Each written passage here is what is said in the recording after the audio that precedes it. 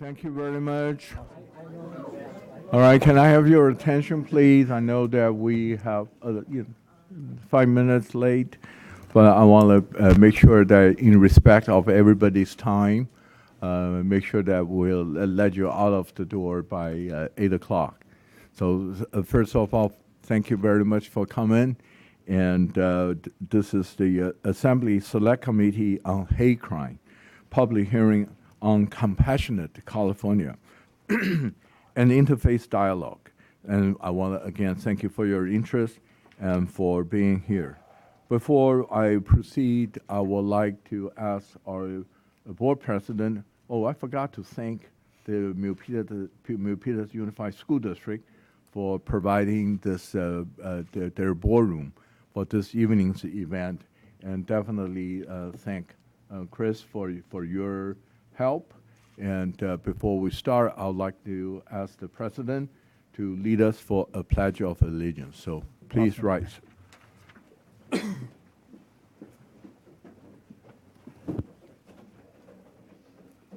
Ready? Begin. I pledge allegiance to the flag of the United States of America and to the republic for which it stands, one nation, under God, indivisible, with liberty and justice for all. Thank you.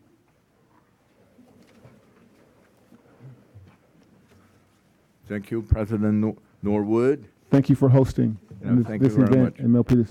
Much appreciated. Thank you. Just a formality, I'd like to introduce myself. My name is Kansen Chu.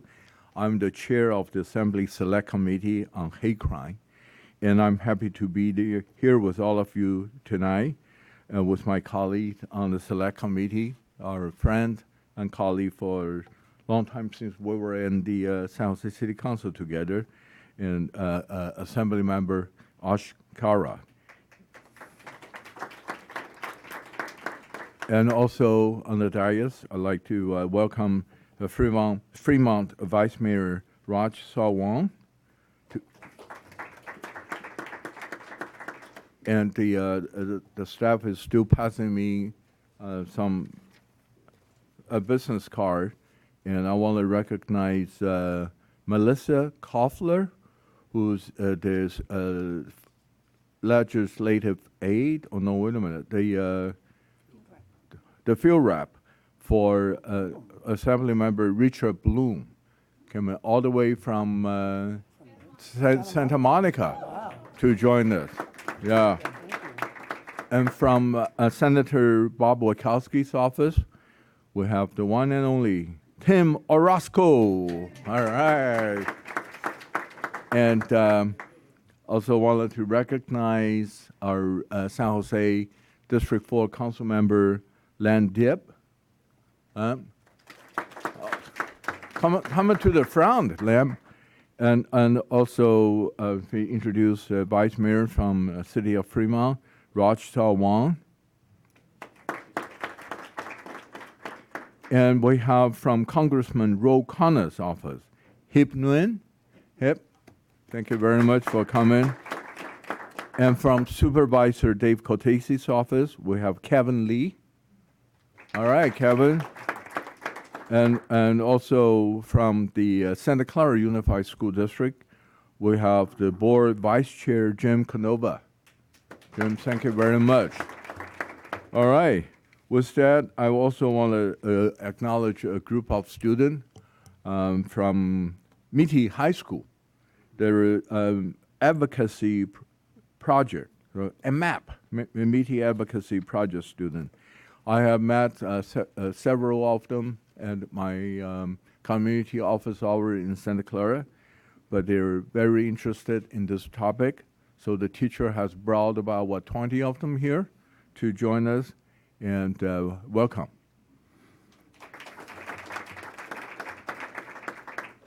All right, with that, we also have some representative from CARE, C-A-I-R, CARE. What's the CARE stand for? Council of American Islamic Relations, right? As well as NAACP. No, they will be here late, but Oh, I missed it. Where's that? Oh, thank you very much for coming.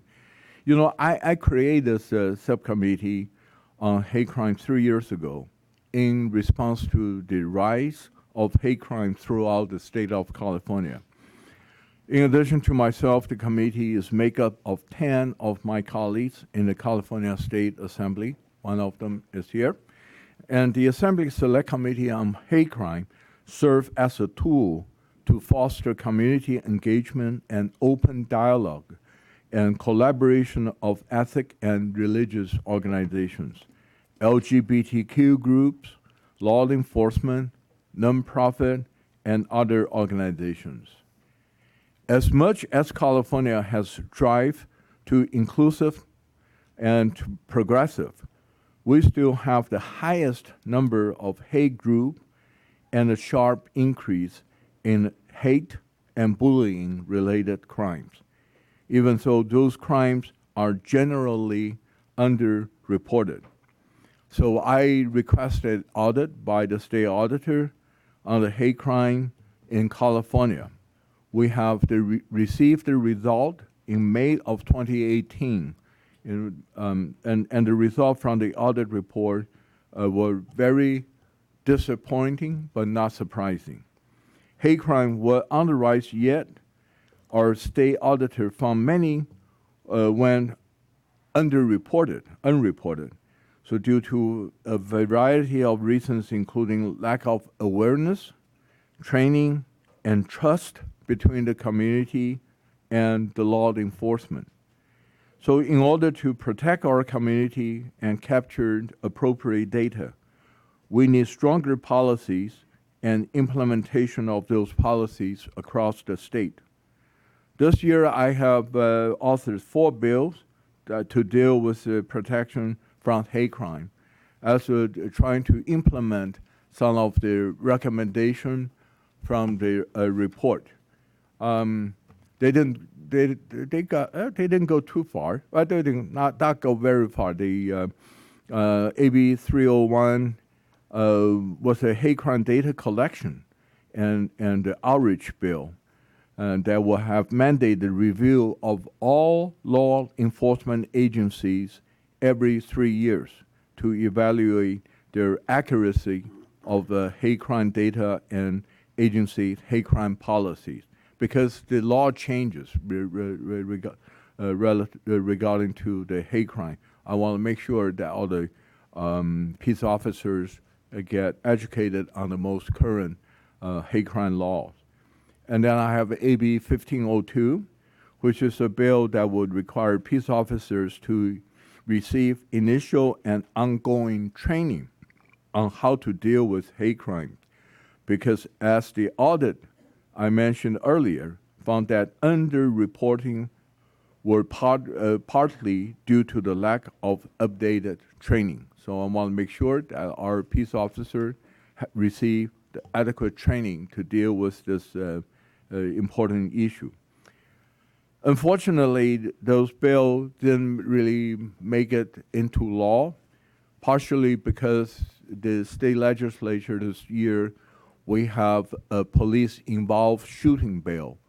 We're trying to, and that really trying to train the police officers on use of extreme force or use of force in general.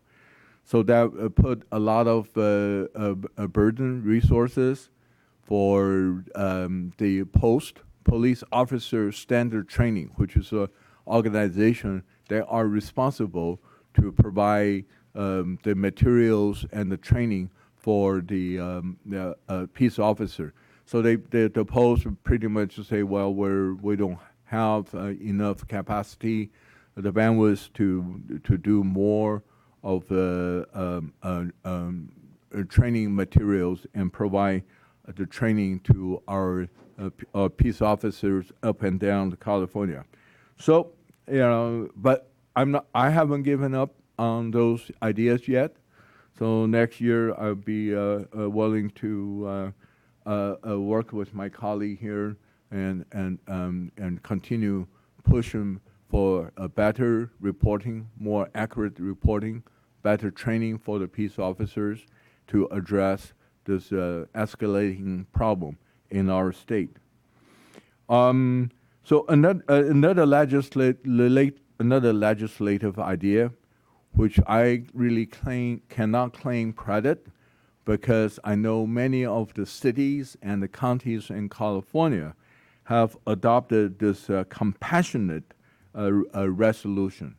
So I wanted to make California the first state in the United States that adopt this compassionate resolution, which will declare California be the compassionate state in the United States of America. That's my ACR 108. We're brought to vote next year in the Assembly, and it's one of the important reasons why we are here today to host this hearing. Making California a compassionate state is not an idea, and I can claim much credit. I wanted to thank the city of Fremont, that we have adopted this resolution earlier, but as a Buddhist myself, and we have a Hindu here, compassionate is really the way of life. I don't think we can stamp out hate without compassion and being genuine to our approach. This is about treating others with empathy, with respect, and putting effort into being kind. It is such a fortunate thing that our district is so diverse, and love to brag about this diversity anywhere I go. And I think that along with the great policy ideas, there is a lot of room for us to be kinder to each other in order to prevent and address the hatred that is spreading rapidly around our nation. And today, we will be hearing from our panel, a distinguished panel, and religious leaders in our community from the district, and how they help their community to deal with and to prevent hate crime through compassion. Their bio will be in your handout along with a copy of the hate crime audit report. You can pick them up at the registration desk, outside, inside? Outside. Okay, great. So before I introduce the distinguished panelists here, I'd like to ask my colleague here to make any statement. Well, thank you very much, Chair Kansen Chu. I do want to certainly thank Chris Norwood, the board. I mean, not just for being an excellent advocate for education, but for hosting us this evening, as well as for Raj Salwan, our Vice Mayor of Fremont, for being here as well, and the students, the MIDI students. I know I always enjoy meeting with them and the other students here, and I enjoyed also seeing them, the students at the climate strike as well, and I really appreciate the advocacy that we're seeing from our young people, and for them to be here, I think is really important. And the panelists, and I want to get to the panelists soon. And the good thing is that you have about 13 minutes each. Usually, you go up to Sacramento, you're lucky if you have 1 or 2 minutes. So I'm glad we have a chance for you actually to finish some thoughts as you present. But we have an all-star panel here that I've known many of them for many years. Certainly compassionate and very thoughtful leaders. So I'm so grateful that you're all here, and I'm grateful to represent this community because, as Kansen said, it's a very diverse community. I think it's a very loving community, but we also have our challenges, so it's always important for us to engage and talk with one another and be that model for the rest of the state, especially as Kansen moves forward with the Compassionate California resolution. And when we talk about Compassionate California, I think that being compassionate should be a part and should be woven into everything we do, whether it's budgets, whether it's policy, or whether it's community advocacy. And so that's why I'm very grateful to Kansen Chu, our chair of the select committee, and the other select committee members, because when we talk about hate crimes, I think the way that you really address hate crimes is starting on the other end with love and compassion. And so that's what we're here for, and that's why we're here and what we're here to do. And so with that, I just want to again thank Kansen Chu so much for his compassionate leadership, which will certainly be missed in the state legislature, but it's not going anywhere because he's not going anywhere. And so I want to, Kansen and Daisy, we're always going to have them as part of our community, sharing that compassion and love. And so I want to thank Kansen and look forward to hearing from our panelists. All right. Thank you, Ash. And Vice Mayor? Thank you. Yes, very well done. Good evening, Assembly Member. It's an honor to be here. I really appreciate you taking the lead on this compassionate California, which is wonderful. In Fremont, we were fortunate to have passed the Compassionate Fremont Charter, and basically that's relies on the golden rule, which is everybody wants to be treated equally, and that we take care of our fellow neighbors. And so it's very enlightening to see some of the hate crimes that are happening. A lot of them started, for example, in 9/11. Many of our Sikh Americans suffered a lot of hate crimes because of the misperceptions. And just recently in Sunnyvale, we also had a hate crime, which was a Hindu American was targeted because they thought they were Muslim. And so unfortunately, a lot of these are fear-based crimes or tribalism, and also a lot of mental health issues. And so I definitely believe that the state needs to have better reporting. And I appreciate the Assembly member for trying to pass this new law, which will allow for better classification of the crimes by the police department, and also will be logged in better into the Department of Justice. So if you can classify the hate crimes better, then we can actually do something about them. So I definitely commend our leaders here, Assemblymember Kansen Chu, who's taking the lead on this, and of course our good friend Assemblymember Ash Kalra. Thank you for having me, and look forward to all the speakers. It's a great panel when I know most of the panelists, so this is good. Thank you. Thank you very much, Raj. And before I ask the president to make some comment, I also want to recognize that our superintendent, Cheryl Jordan, is in the audience. Wave. Thank you very much for letting us use your beautiful room here. And also, we have just joined us Michael Tsai, another school board member from Milpitas Union School District, and Ann Kepner, who's on the West Valley Mission College board member. And thank you. President, the stage is yours. Thank you. And Ash and Kansen, thank you very much for being in Milpitas Unified School District. I've known you guys for a very long time, and your work around the community and the county has always been very strong. Your relationships with schools and school districts have been equally as strong because you understand where the work starts. So one of the reasons why we're grateful to have the opportunity to host this type of event, because we deal with hate crimes in a very different way. It's where in the school system it's called bullying. And so the fact that this is being hosted here, we'll be able to share with our students, with our teachers, with our leaders, and saying that we have an opportunity and a role to play as we work with the development of our young people. If we can help reduce bullying, we should believe that there's a correlating effect that it should help reduce hate crimes. So I'm very excited to be here, to listen to this distinguished group of panelists, and look forward to the evening. Thank you. Thank you, President Norwood. So let's get to the experts. Let's introduce the panelists. I'll start from my left, your right, is Imam Tahir Anwar. Yes, thank you. Give him a round of applause. Maybe we'll go one at a time? Okay, so Diane, be patient. We'll get to you. Good evening, ladies and gentlemen. My name is Tahir Anwar. I'm here on behalf of the Muslim community here in the South Bay. I'd like to begin by thanking Assemblymember Chu for facilitating this, and of course, the rest of my friends right in front and on the panel as well. I've got 13 minutes for an imam. 13 minutes is actually very, very little. And because of the topic that I've been assigned, I'm going to be very theological, if I may, and so I'm going to ask for your forgiveness in advance for that. But with that said, I'm hoping I don't take the entire 13 minutes, but don't be surprised if I do. The question that was asked is, in our religion, in our faith, how do we promote inclusivity and compassion towards others?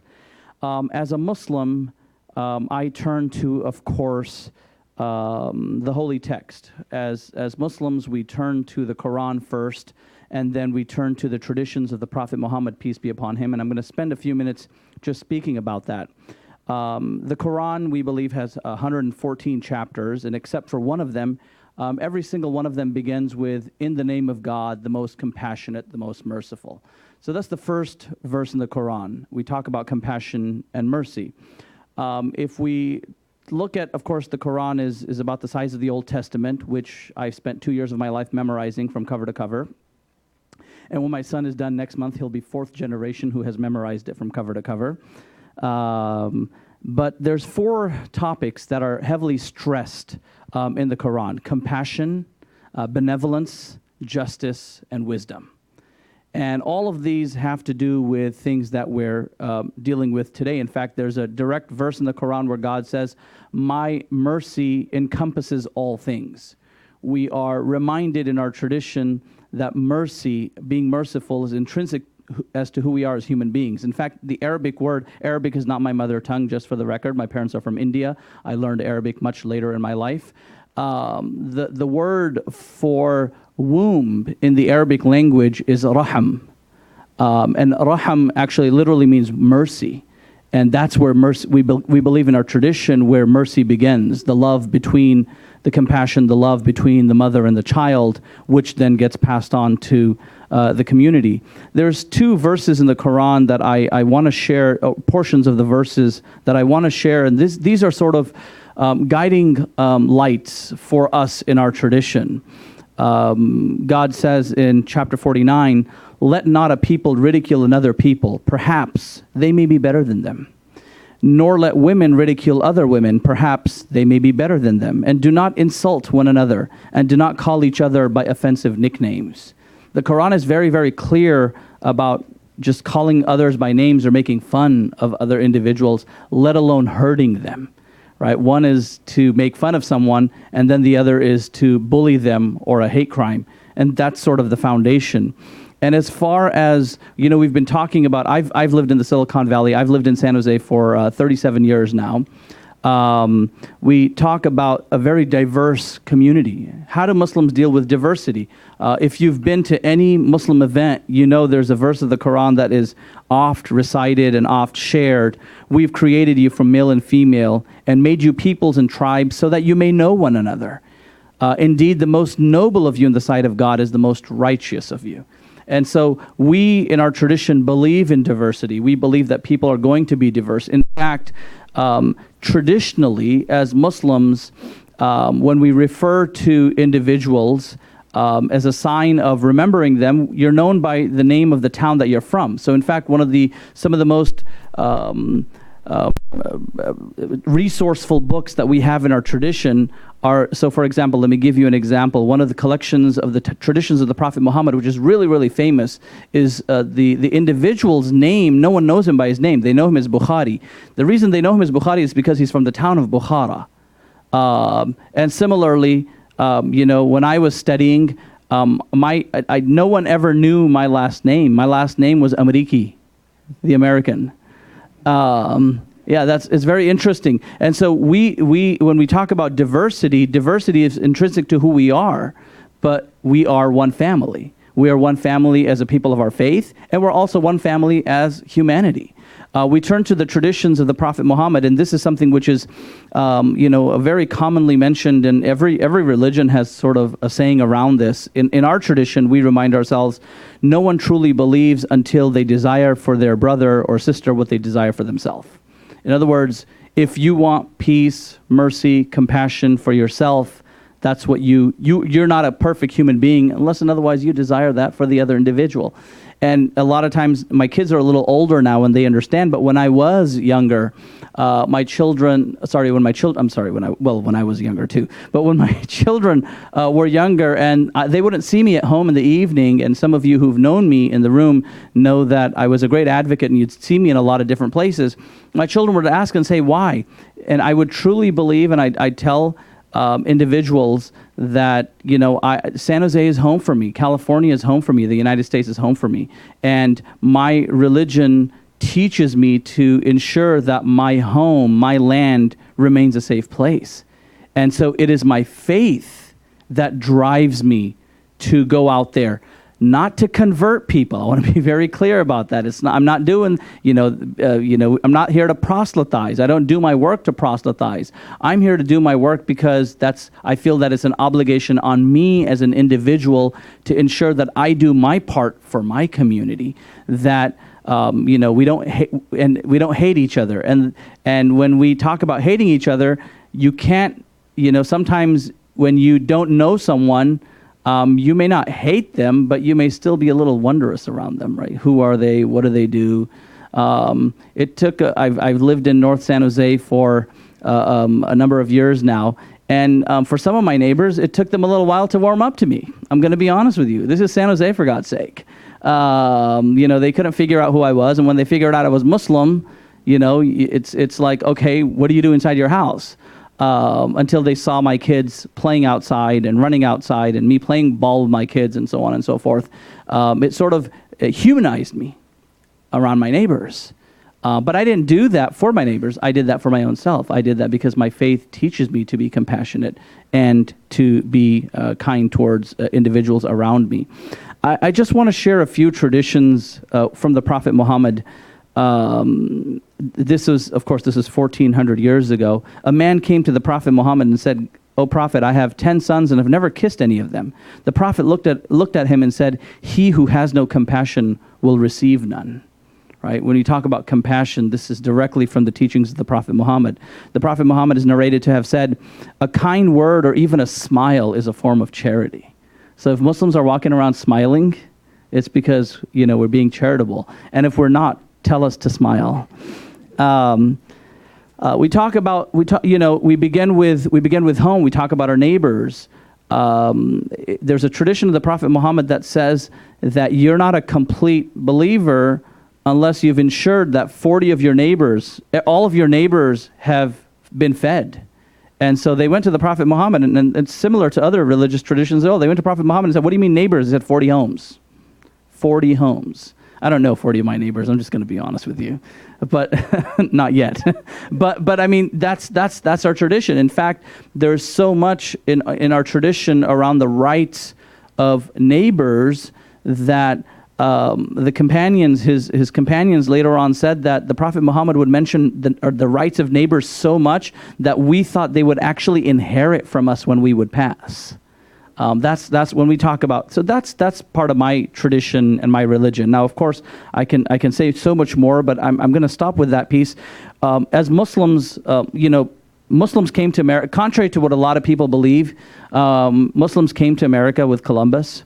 Muslims came to the Americas during the slave trade to all of Americas. So we've been here for a very, very long time. There's entire books written on this topic. If you're interested in reading about it, I can share some names with you. A lot of the immigrant push sort of came in the 50s and 60s and 70s, where people like my parents came out here to get an education, to be a part of this community, and they made this land home. So people still look at me sometimes and think I don't speak a word of English. I actually speak English in about 4 different accents, and I do them all very well.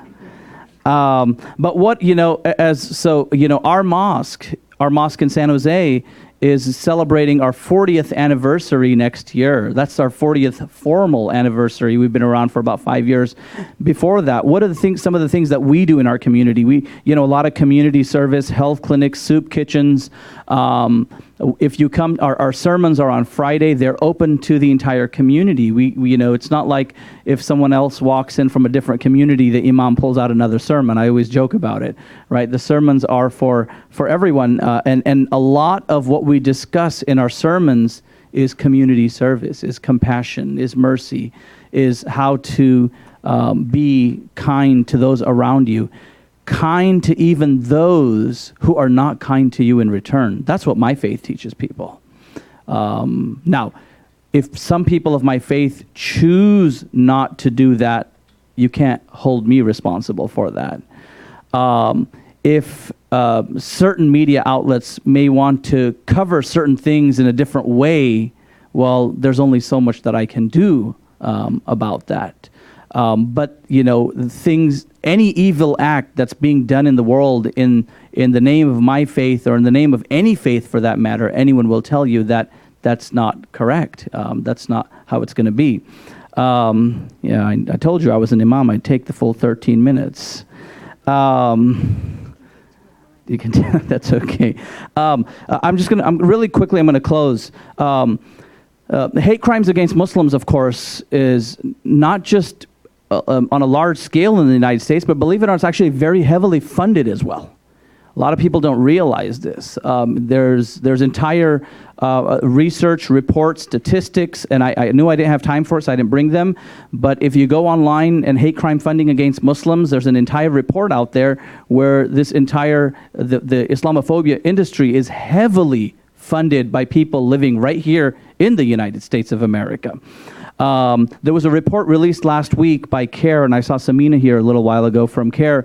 40% of Muslim students in California reported being bullied because of their faith, more than twice the national average for bullying in schools for all students.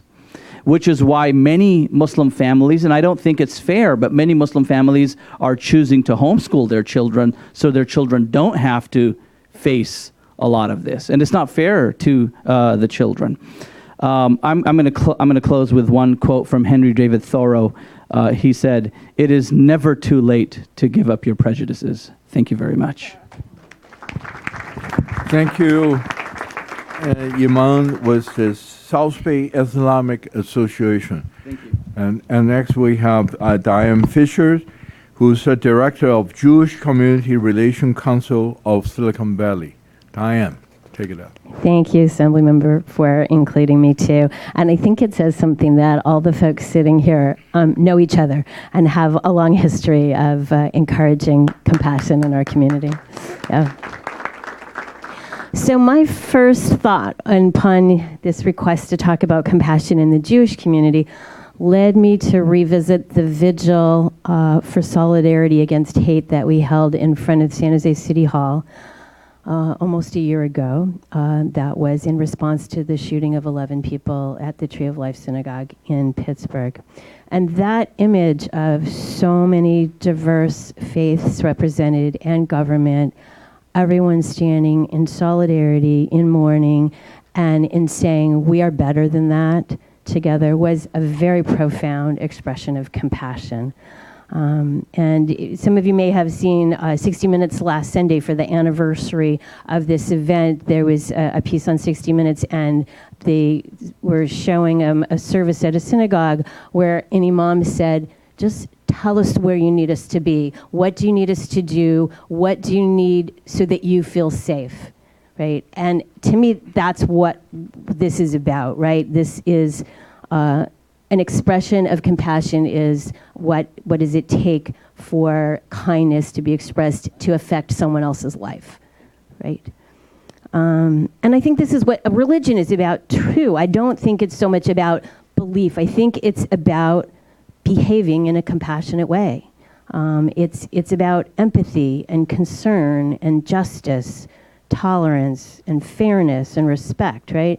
So even though the Jewish code of ethics is based on a very well-known commandment, love your neighbor as yourself, it's really not about emotion, right? It's a commandment that's about tangible behavior in our everyday lives. And so we have individual acts of compassion, and these can combine into communal compassionate acts. In Jewish tradition, it's considered important that we be buried at least in part, by our friends and family, not just by strangers, right? So we have this tradition where you actually difficultly pick up a shovel and participate in the burial, right? You do the same, right, in the Muslim tradition, right? And it's an ultimate act of compassion because the deceased person can't repay the effort to you, right? Providing health care is another area that I thought about because it's very deeply connected to compassion in Jewish tradition, in many traditions. My synagogue holds an annual health fair that's usually at an East Side church every year, where dozens of doctors and nurses come and provide free exams and procedures in collaboration with other healthcare providers from other faith communities. And another thing that came to my mind was about a year ago, I visited a hospital in Israel, in northern Israel, where I spoke with 3 Syrian men who were there getting treatment. They had been injured in the fighting in Syria. They had come to the border to come to the Israeli hospital. So that was an act of compassion. It had nothing to do with anything else, right? Thinking about the recent efforts by the Department of Homeland Security to change the meaning and effect of public charge. People have been following that, right? Which can affect people's ability to be admitted as immigrants to the United States, which fortunately has been temporarily stopped by a preliminary injunction. But I thought about a different compassionate approach to helping immigrants that my community had, which was Hebrew Free Loan. Right? About 100 years ago, when Jewish people were immigrating in larger numbers to this country, Hebrew Free Loan was created so that people could have an interest-free loan to start a business or adopt children or pay for health care, get job training, any kind of emergency. And it was basically advertised as a loan for those who need a hand up, not a handout, right? That was the purpose. And my husband's grandparents got an interest-free loan and started a little hardware store in the Fillmore district in San Francisco. And now we have 3 generations of our family that have continued to thrive because of that act of compassion. So I think it was an important example for me. Some people may think that legislating compassion, as perhaps that it sounds like we're trying to do, is impossible. But even if I just look at my own Jewish tradition, it's clear that when we talk about kindness, gemilut chesed in Hebrew, it's a behavior that we say everyone should engage in, whether you feel motivated to do it or not, right? That's kind of not the point, right? And in the Hebrew Bible, we've known to repeat 36 times some form of don't oppress the stranger, right? And the rabbis say it's repeated because it's really hard, right? It's a goal for us to treat people that are different from ourselves with compassion, but we need the reminder. And I think this assembly resolution on compassion is another necessary reminder, right? Let's just say this a lot and often because we're clearly in a time when we need this reminder. So we're discussing this compassion partly because of Karen Armstrong's wish in 2008, right, that there's a charter for compassion. Around the same time, Jeremy Rifkin wrote a book titled The Empathic Civilization. And he wrote that we're soft-wired to experience others' feelings through mirror neurons in our brain, right? We have empathy because we understand our own frailties and we feel solidarity with other people's vulnerability. In the last 10 years, there's been a lot of research on the assumptions of our human nature, right? It shows that we're not soft-wired to be utilitarian and self-interested and materialistic, right? That sociability and attachment, affection and empathy are our key wirings. So our government and our families and our businesses and our education, they need to be reoriented to be adapted to our focus and our human capacity for compassion.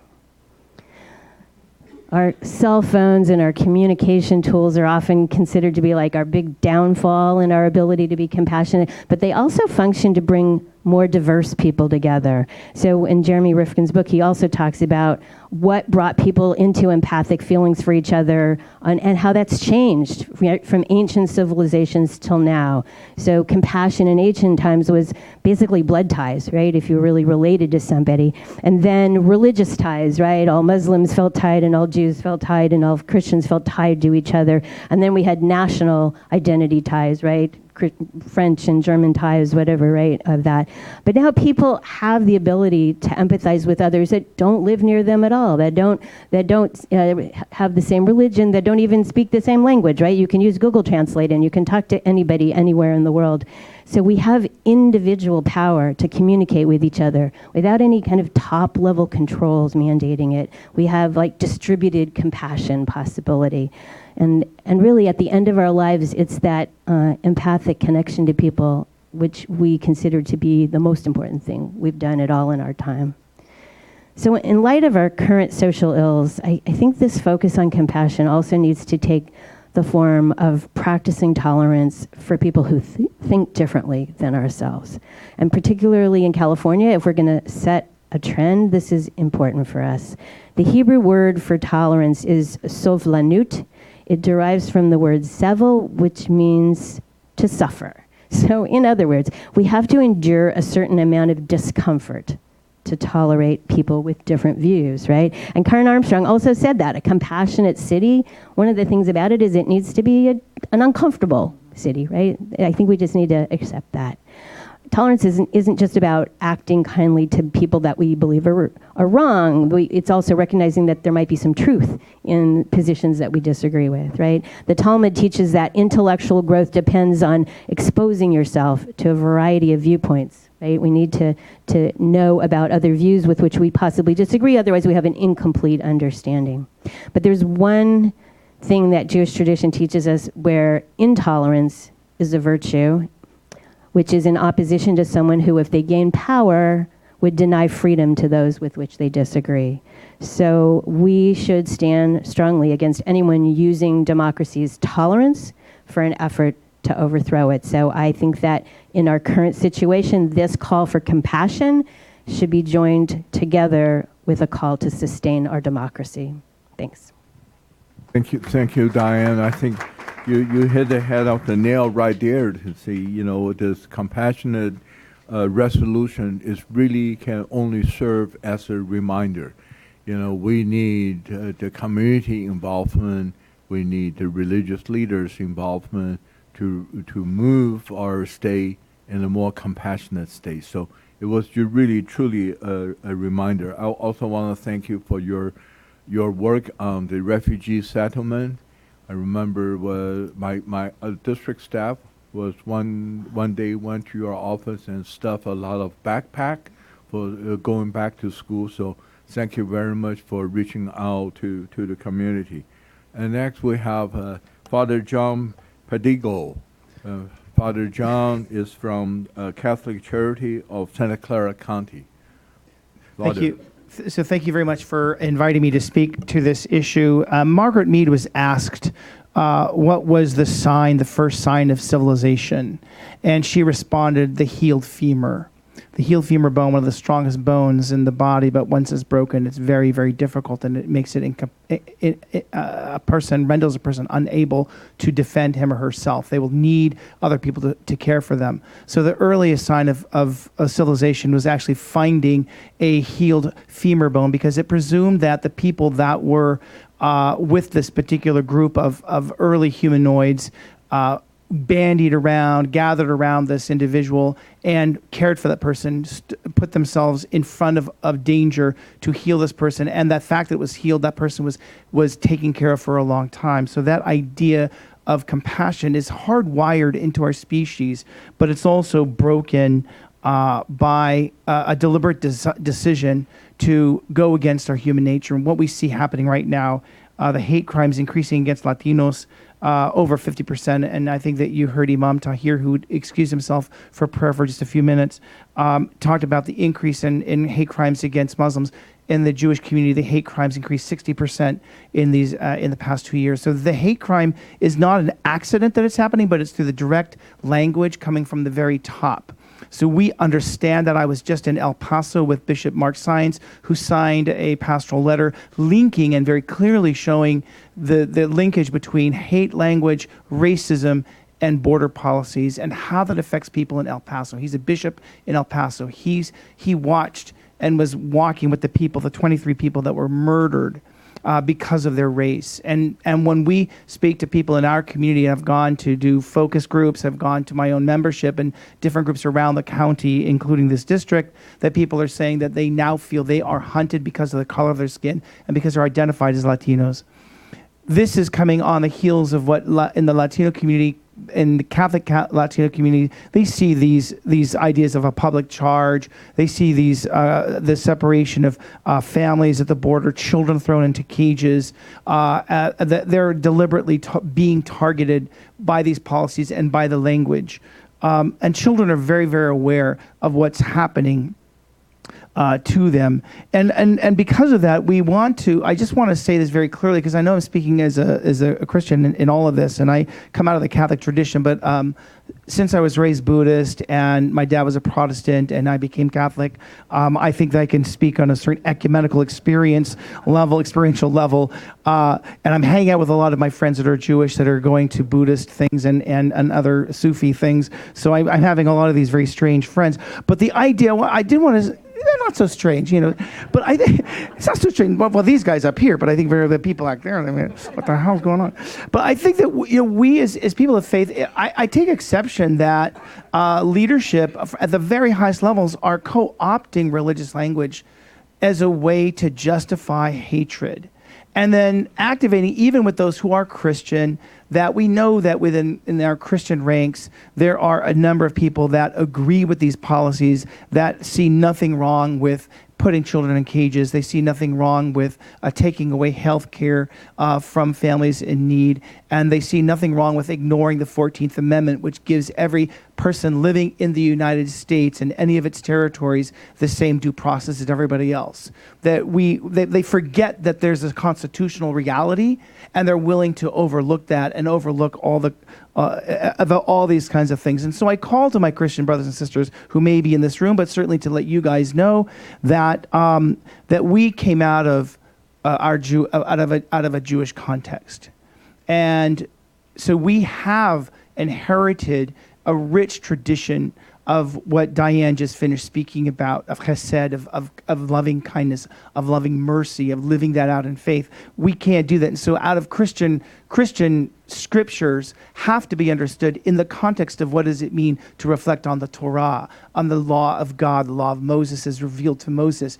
And that we and all of our teachings come out of the idea that in God there is no distinction of male, female, slave, or free, that we are all one. It doesn't make that difference. So that makes it very clear that this question of separate bathrooms is nutty.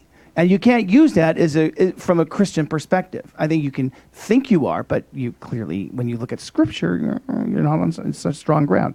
The other idea is that even within Christian Scripture, it speaks of salvation as being everyone gathered around the one throne of God and the Lamb of God. They identified as Christ Jesus. Around that Lamb of God, in this kind of idea, this powerful imagery, it is all nations gathered, regardless of race, tribe, nation, and people, that they're all gathered together and seeing each other as one. Again, so within the Christian tradition, there is a sense of racial equality. There is no sense of separation or superiority.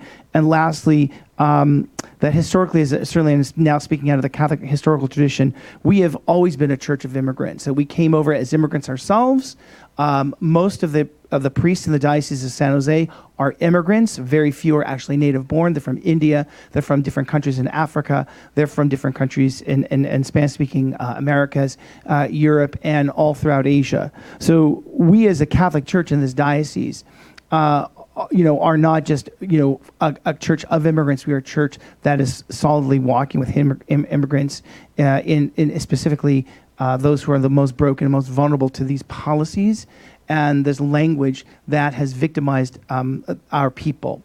Lastly, we talk about the idea of somebody as a victim of violence.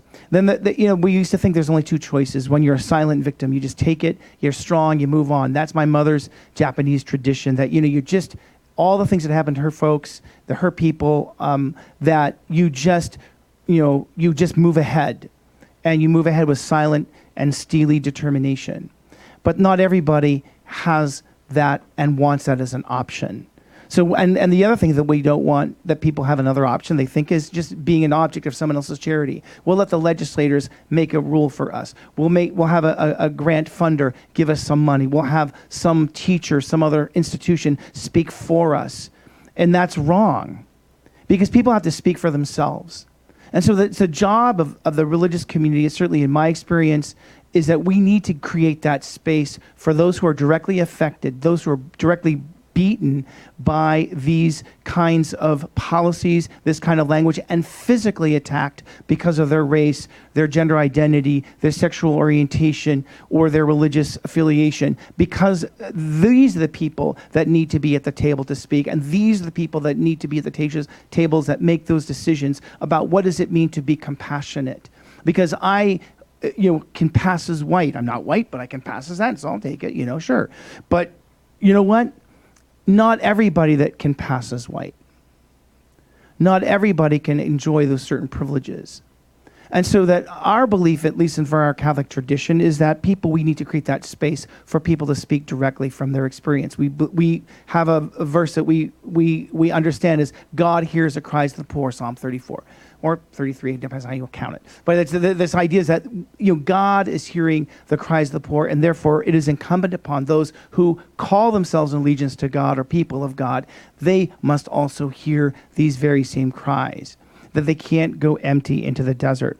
So creating space means this, and it's a simple theology that we are getting from, that we receive as Catholics from Pope Francis, who leads us by example and by encouraging people, not just Catholics, but people of all goodwill, is that creating space means you create the space for listening, encuentro. And that is really the mutually transformative experience of listening to another person, creating that space for that story, that narrative to be told. And that means that we have to step back and recover the art of listening and stop the dialogue in tweets, in kind of little silly remarks that are made, making finger gestures from the earth to the moon, whatever. I mean, you can't do those things without stopping and listening and creating that space for an interpersonal connection to happen. So our methodology, at least I'm working with a group that's working on the methodology of encuentro, that is mutual encounter, where we listen, and those who have privilege don't talk about their privilege, but they simply listen. They become aware of who they are and whose space they walk in. We're aware of the land on whose, on who we occupy. We occupy the Costoans. We occupy the Ohlone. We occupy the various different Miwok, the various different communities and nations that are on this land. We are inherently aware of that, and we are connected to the planet. We're connected to listening. And so that encuentro is that dialogue that begins in listening and the humbleness of where people are in their lives. And that experience that we call is solidarity or solidaridad. That experience of solidaridad, of solidarity, wakens in us what we call concientización, an awakening, and not just awareness, but a commitment to continuing that dialogue. And so for my perspective, I think that, and how much time do I have left? 1 minute? Oh, thank God. Okay. So as a priest, you can go on forever and ever, but I won't. But I want to talk about the idea of solidarity, because that's ultimately what we're all called to do in terms of creating compassion. And solidarity isn't just a stance in your head or an ideological perspective. It is actually putting our bodies next to other people. Our bodies are in solidarity, not our minds, not our theology, not our ideology, and it's not about kumbaya. It is about true, honest commitment of walking with, feeling, empathizing, and making it your cause as well. And so I think that piece in terms of faith community, that's the work that we're trying to do. We do that in a bunch of different kind of zip codes where as Catholic Charities, we work with our with our clients. We train those who work with the people, our case workers, our case managers. It is all about that listening and accompanying an individual no matter what's happened. That compassion has to flow from our humanity. It comes from the fact that we have a healed femur in our ancestor, and that healed femur has to be handed down from generation to generation. Thank you very much, Father John.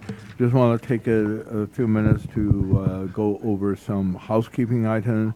And there will be time for public comment at the end.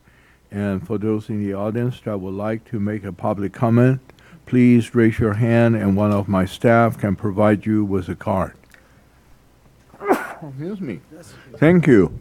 Now we're moving on to Girish Shah from the co-founder of a Jain Center of Northern California right here in Milpitas. Girish.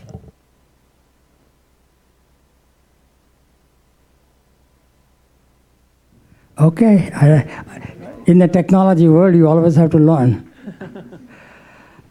Thank you again for inviting me. I'm going to talk a little bit about our faith, because most people may not know what Jainism is and what we believe in.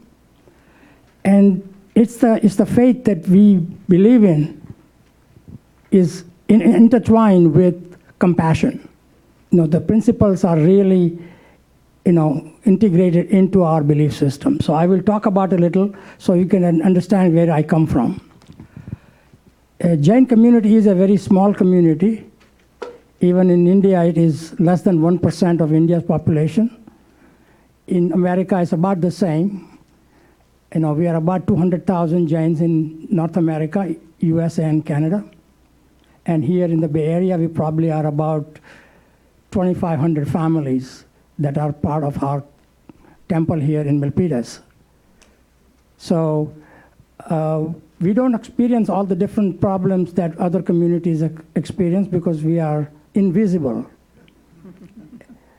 And of course, they can't tell we are Jain because we look like any other Indian or any other Indian American. So it's kind of difficult. But we Jains have made a tremendous contribution to India and its culture, far beyond its numbers, in all kinds of situations, culturally, economically, everything, charity, Jains have been at the forefront in India. And we're trying to emulate that over here by being generous in the community. So just going back to those who do not know much about Jainism, I like to say that Jainism arose from ancient prehistorical time in India. There were 24 what we call propagators of human, in nature. They're born human, and they became omniscient, and they became propagator of Jainism. Of that, the 23rd, that Tirthankara, which is Parshvanath, was about 850 BC. Mahavira, which is the 24th, whose teachings are being followed now, was 600 BC. And these two personalities have been accepted by historians as historical people, so that they existed and they roamed the land of India. Even Dalai Lama, His Holiness Dalai Lama, in his book, Towards a True Kinship of Faith, described Jainism as a twin sibling of Buddhism, because both Jainism and Buddhism arose from what was known as Sramana tradition of India that was there for a long, long time. And hence, many of our principles are similar. Jainism is a way of life. It's a philosophy and a way of life. We don't have a God creator because we believe the universe has existed forever and continues to exist. Nothing gets destroyed, nothing gets created in the universe. Hence, it's a way of life, and it's driven by the theory of karma, that you saw what you reap what you sow, and that is how we have to behave always, constantly, to be at our best, because anything that we do is going to come back to harm you. For thousands of years, Jains have been practicing vegetarianism, yoga, meditation, and environmentalism. Jains believe in existence of the soul, which is eternal and divine. We believe each soul is eternal and divine. By the way, there is no sex to soul. Soul doesn't have a sex. So what we have is a body. Soul acquires a body when it takes birth. Sometimes you get a female body, sometimes you get a male body, sometimes you get a neutral body, transgender. But we also recognize that beyond the physical body, which you get based on your Gotra karma or Nam karma, there is actually a mental state. And so you could have a physical, male body, but your mental state, because of your karma, the type of karma, that deluding karma, you could have a female mindset. And that's what, so we recognize that there is a difference between the mindset or inclination versus the physical body you have. Which means that you shouldn't be looking at, if I look at you, Kansen, and say, oh, Kansen is Chinese American, I have committed a huge crime. Because I shouldn't be seeing you as Kansen Chu, I should be seeing you as a soul that has no race, that has no color, no sex, nothing at all. So the moment you think of someone as other, you are actually depriving that violence on that person. And of course, that violence is only in your thought. And we believe that violence of thought is equally bad as violence of actual physical violence. Because we believe non-harming, ahimsa or non-violence is by action, by speech, and by thought. And all of them have to be controlled by you.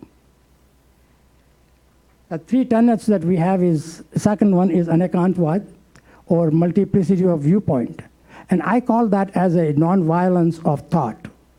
Because in our multiplicity of viewpoint, you always have to look and think about the other's point of view, person's point of view, what he is saying.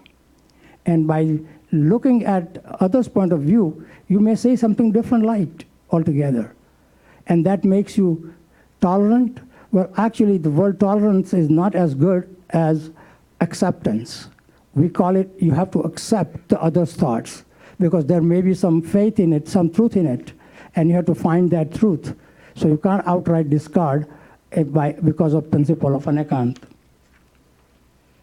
The other one, of course, is non-possessiveness, and I'm not going to talk about material non-possessiveness, which we have, but on just the mental non-possessiveness. Attachment to your children is mental possessiveness. Attachment to or hate to someone else is a mental possessiveness. It is your mental possessiveness that you have to control so that you would not be affected by your own thoughts. The very important part of Jain philosophy is forgiveness.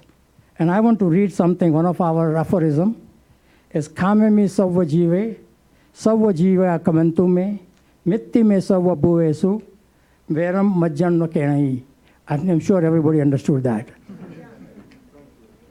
I forgive all living beings. May all living beings grant me forgiveness. My friendship is with all living beings. I have no animosity towards any. That's what the aphorism means. It truly says, I am asking, and this aphorism is practically said by the Jains, the devout Jains, or even practicing Jains, almost every single day.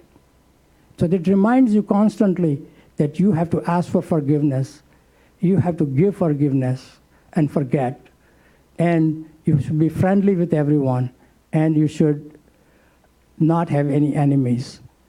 I will go on to that is another, I will, to keep my time, I think I better not. So, but this forgiveness will destroy hatred and fear. When you forgive somebody, you can no longer hate. And if you're constantly forgiving and constantly asking for forgiveness, which we do with a words called Michami Dukram, and I'm sure you have heard some of those words, which means that I'm asking for pardon, excuse, forgive me, because I have done something wrong. Jain community is, as I was saying, is a small community, is a charitable community. There's a lot of charitable projects in India. Here, even our youth go out to serve at the shelters. They go out to serve the homeless. And we encourage our children to participate, but because our Sunday school children. And we get involved into many of the activities, not as many as I like, but because the numbers are small and many of our people have come recently, H-1B visa guys, so they are here for a short period of time. Whereas, of course, I have been here 56 years, so I have seen this land here change, and this is home. Let me talk about the concurrent resolution 108. This is the resolution that we need to have and adapt, and I am very glad that our eminent Assemblymember Kansen Chu has taken that and put that resolution up. Many of the communities, like you say, Fremont and others, have signed on to it. Santa Clara County also has signed on to it and passed that resolution and adopted and affirmed. And I'm also represent Silicon Valley Interreligious Council as a board vice chair, and we have been part of that effort to promote people adopting Charter for Compassion. What this will do is it will become a lightning rod to everybody in the community in the California, because once it is state is compassionate state, everybody would want to get on the bandwagon. And I hope that we are able to encourage them to get on the bandwagon and sign the compassion and become compassionate, not just by name, because you will have to then act accordingly. All of the laws you make will have to be judged by a measure of compassion, maybe a compassion index or something like that we create, so that it is married like the child impact statement that many of the counties have. Those indexes can be created, and we can see, are we truly compassionate? There is actually a study by City of Louisville that they did what is a compassionate index, and they studied all the different districts to see how compassionate they were, and we may look into it after your resolution is passed to see how that technology or that methodology can help us measure compassion that is, and measure the change that happens. In my opinion, declaring California as a compassionate state will foster a culture of compassionate action and thought. So we want to create a culture of compassionate action, promoting friendliness among California residents, which will help us solve current community challenges. We have been playing compassion games. Lastly, I want to recommend a couple of things. First, include forgiveness and compassion training in schools on a non-religious basis. Children should learn forgiveness right from the childhood. I'm also the board member of Carry the Vision organization, and we promote mindfulness and life skill living in Gilroy schools and some of the schools in South Bay. And children are very happy doing 5 minutes of meditation in the morning, and the results are absolutely out of sky in terms of their behavior, so we should promote. Second is organize forums to promote compassion and forgiveness in general public periodically. And my third is that we create a measure compassionate cities index for different counties in California. Thank you. Great. Thank you very much, Jirish. Next we'll move to Rajiv. Nevir? Yeah. You want to go first? You want to use the podium? Either way, huh? Oh, okay. Nevir is with the Sikh Coalition.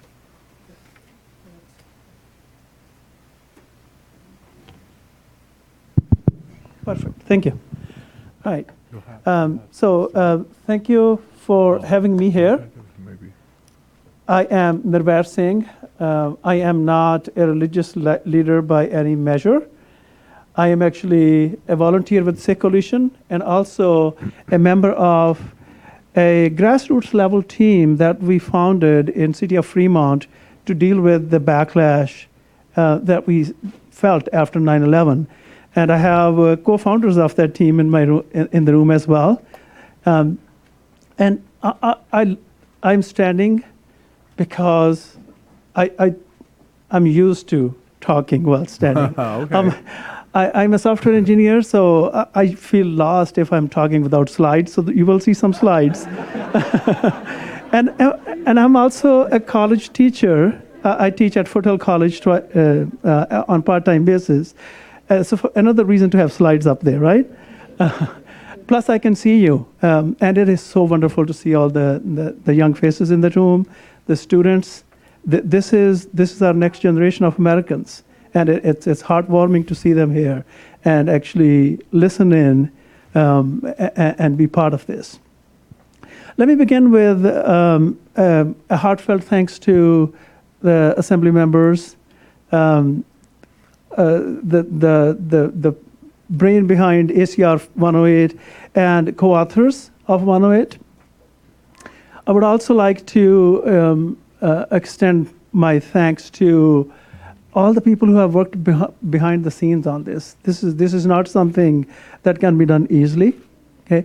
And I'm looking forward to the day when ACR 108 does get passed and it helps us get to a point where we can say California is a compassionate state. And as things go in our nation, California usually is on the leading end of progressive legislation or progressive change. So who knows? We may affect change in other states. Okay? And as Mr. Grish Shah did, I'm also going to take a few minutes to give you a quick overview of who Sikhs are, because not everybody knows who Sikhs are.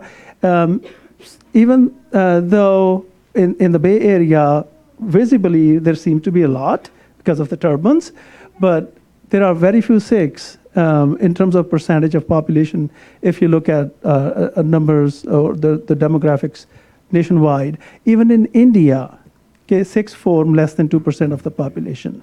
Okay? So what a quick walk, okay. Okay, am I doing anything? Okay, there it is. There's just a lag. All right. Okay, so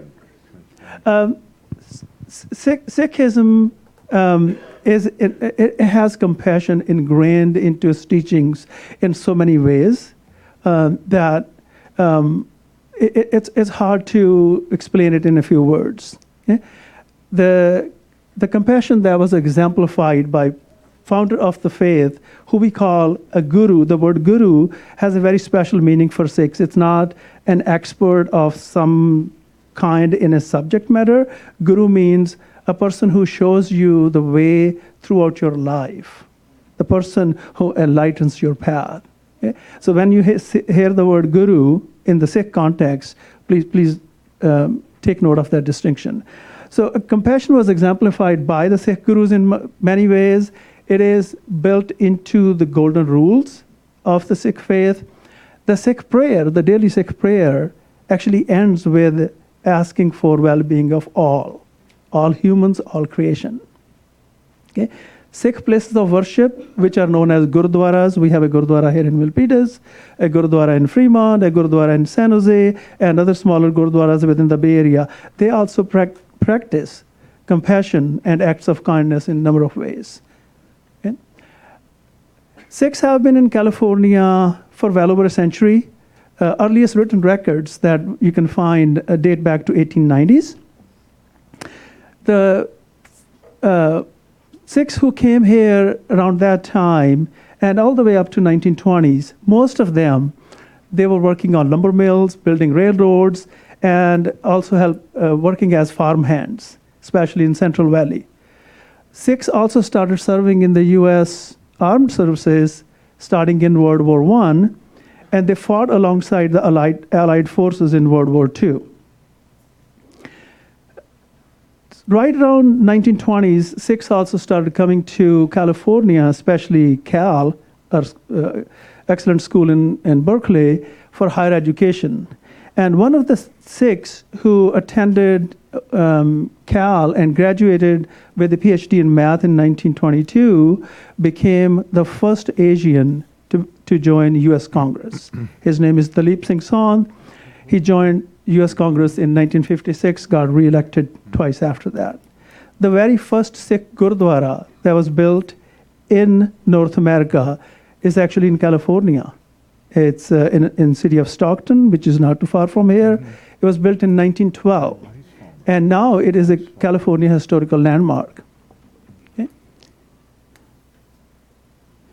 Okay. So Sikhs have had humble beginnings in our state, but over this period of century, they have excelled in many fields, and they form a very vibrant part of our state's economy. Farming, transportation, health services, education, high tech, you name it. You can find Sikhs in those fields. Sikhism was founded by Guru Nanak in late 15th century. He himself was an embodiment of compassion, and I'll talk more about that. He traveled far and wide to have interfaith dialogue with other major faiths of that time, especially in Asia. Sikhism is a monotheistic religion, believes in one God for all creation. The three golden rules of Sikhism are devotion to God, being mindful of the Creator's presence at all times, selfless service to humanity, and earning honest livelihood, being self-reliant. Okay. The basic belief of Sikhism in universal equality is taught in so many different ways, and it is also part of the opening verse in the sacred Sikh scripture, and it teaches us to treat everyone the same with respect, regardless of caste, regardless of color of skin, creed, gender, socioeconomic background. Okay?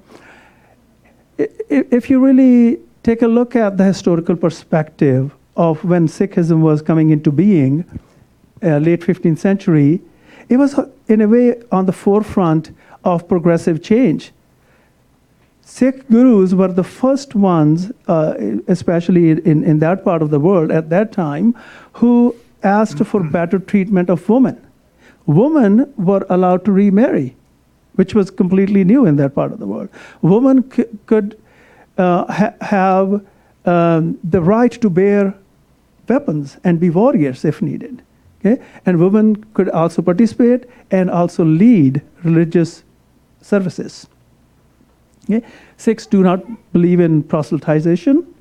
It's a very egalitarian view because the focus is on your inner self, not to show who you are and try to influence others. The focus is inward. You work on yourself. Be a better human. Be a better Sikh. Okay? Guru Nanak, who is the founder of the faith, we are, meaning Sikhs, are preparing worldwide to celebrate his 550th birthday, which is coming up next month. He was a pioneer in interfaith collaboration and dialogue. He had a lifelong friend who was a Muslim named Mardana. He traveled for decades in South Asia and Middle East to meet with leaders of other faiths, whether it was Islam or Hinduism or Buddhism. He spoke very strongly against subjugation and exploitation of minorities, of women, of the lower castes, and the underprivileged. And for the stand that he took against rulers of that time, he was actually imprisoned. He was a dedicated son, a dedicated father, a loving husband, and a brother. He taught Sikhs to be pious householders rather than being hermits and trying to run away from the world. Said, take care of your worldly duties and still be pious. Okay? His teachings were spread far and wide by 9 other gurus in human form. And guruship was passed to the writings of the gurus in 1708 when the sacred scripture itself became the guru forever. So if you go to a Sikh Gurdwara today, you're going to see the scripture itself being the focus of attention, because that is the guru. Here are a few verses that I've projected here just to show you how the Sikh teachings reflect compassion. These are the words of Guru Nanak when he spoke against Babur. Babur was the founder of Mughal dynasty in India, and when he invaded India and started scaring people, Guru Nanak spoke against him. And for his words, Guru Nanak was imprisoned. Okay? Another verse from Guru Nanak's writings. Okay? Again, he's saying that what Babur is doing is wrong, and he's begging God, the Creator, for mercy. Okay? Another verse from the sacred scripture. This is, again, from Guru Nanak. He is saying why women should be treated as lesser than man, while she is the one who gives birth to the most powerful men. Whether they're kings or warriors, they are given birth to by a woman. So how could she be less than a man? Okay? Here is a verse from the 5th Guru, and I see this as epitome of compassion. Guru didn't have an easy life, but in his words, he is saying, I don't see any stranger. I don't see any enemy. He's holding no malice against anyone. Right? In vernacular, I would like to actually share this with you. The verse goes like, Bisar gai sab tat parai, jabte saad sangat mohe pai, rahao nako bari nahi begana, sagal sang hamko banai. So how Sikhs have practiced compassion? The teachings in so many ways tell Sikhs to be compassionate, to be loving and caring. The 9th Guru himself gave his life while taking a stand for Hindu priests of Kashmir. Bhai Kanhaiya, a very well-respected Sikh, he was giving first aid to at the battlefield not only to his own soldiers, but to enemy soldiers as well. Bhai Taru Singh was tortured and executed for saving a Muslim girl's life. Bhagat Puran Singh, a Sikh who played such a key role in taking care of people who were handicapped and people who were abandoned for 70 years, especially after 1947, when India and Pakistan parted ways. Okay? He has built an institution that is serving thousands today. And I'm running out of time. Again, it's not my fault. I'm a teacher. Okay? Here are other examples of how Sikhs have practiced compassion in modern times. Okay? There are countless examples that inspire Sikhs to be more loving and caring. Have we done enough? I don't think so. We can do a lot more. Okay? Especially, we need to take a firm stand, a strong stand, to have ACR 108 passed. My call of action to my brothers and my sisters and everyone in the room is that we should get on board with this. We need to call our friends and family and have them call their respective assembly members and get ACR 108 passed so that we can have California become the first compassionate state in the U.S. Thank you. Thank you. Thank you very much. And last but not least, we have the Hindu American Foundation for Northern California chapter, Rajit Singh.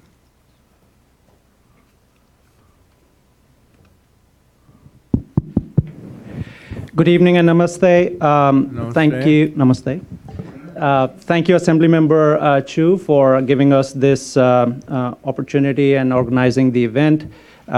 While I'm here representing Hindu American Foundation, as you said, I'm also representing the wider Hindu community, not only in California, but also nationwide.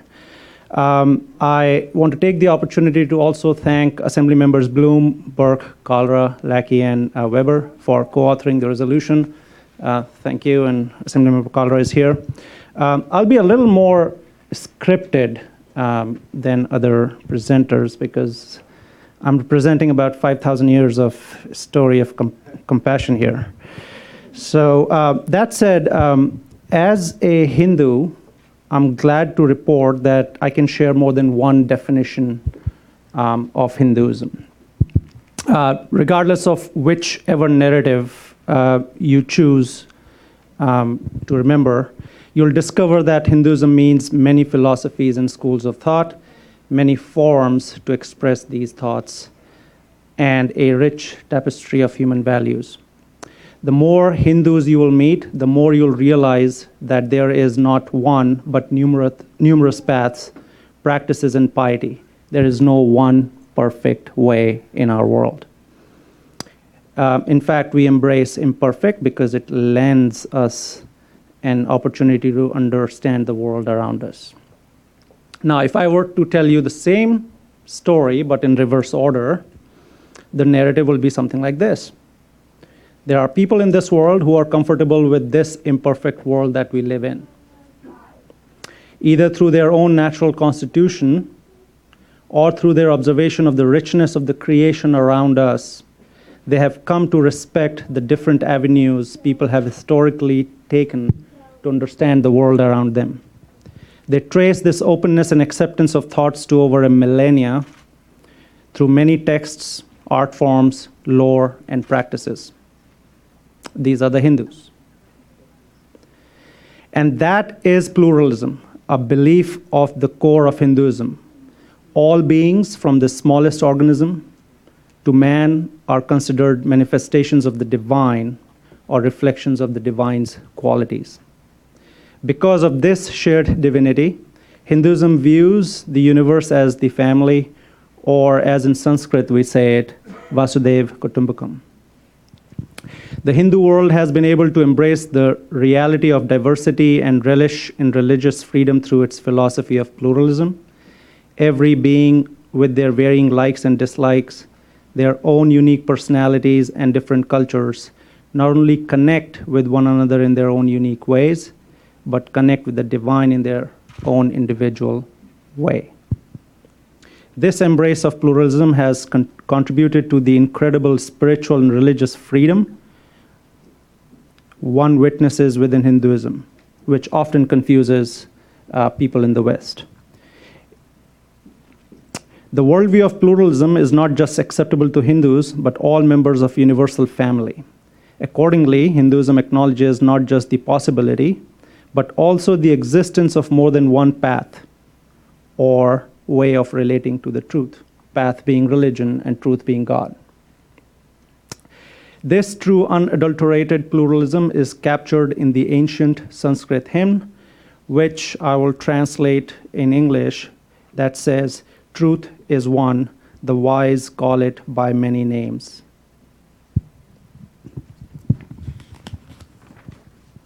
It doesn't matter which directional narrative of Hinduism piques your interest, what you're likely to discover is that none of the diversity and richness in the Hindu tradition would have been possible without respect. Not mere tolerance, but respect. And then you will discover the substrate underneath all of this, which is compassion. That Hindus have not only for us, but for every life form around us. In fact, compassion is ingrained in the ultimate goal of every Hindu. Moksha, or freedom from the cycle of birth and rebirth, is characterized by the overcoming of spiritual ignorance, the complete elimination of material desires and attachments, the perfected ability to live in the present moment and experience absolute peace. And most importantly, the awakening of pure compassion towards all. Diane talked about the progression a bit earlier of blood ties to religious ties to natural ties, if I understood it right. One man took that advice many, many years ago and created one of the biggest movements, which we today call as the Gandhi's civil rights disobedience movement, which was nonviolent. And he then also influenced outside of his nation to the global world, people like Dr. King, to take on with the same compassion the biggest challenges that he faced in his times and his people faced for many, many centuries before that.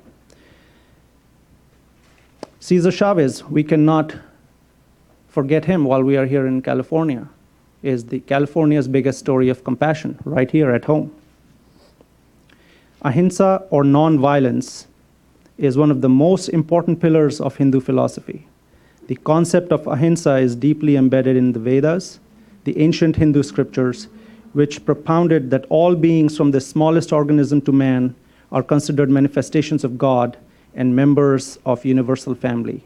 With this worldview, violence in thought, words, or deed against a living being is contrary to the natural balance of this universe. Not just physical violence, but violence in thought and even the spirituality is abhorred by the Hindus.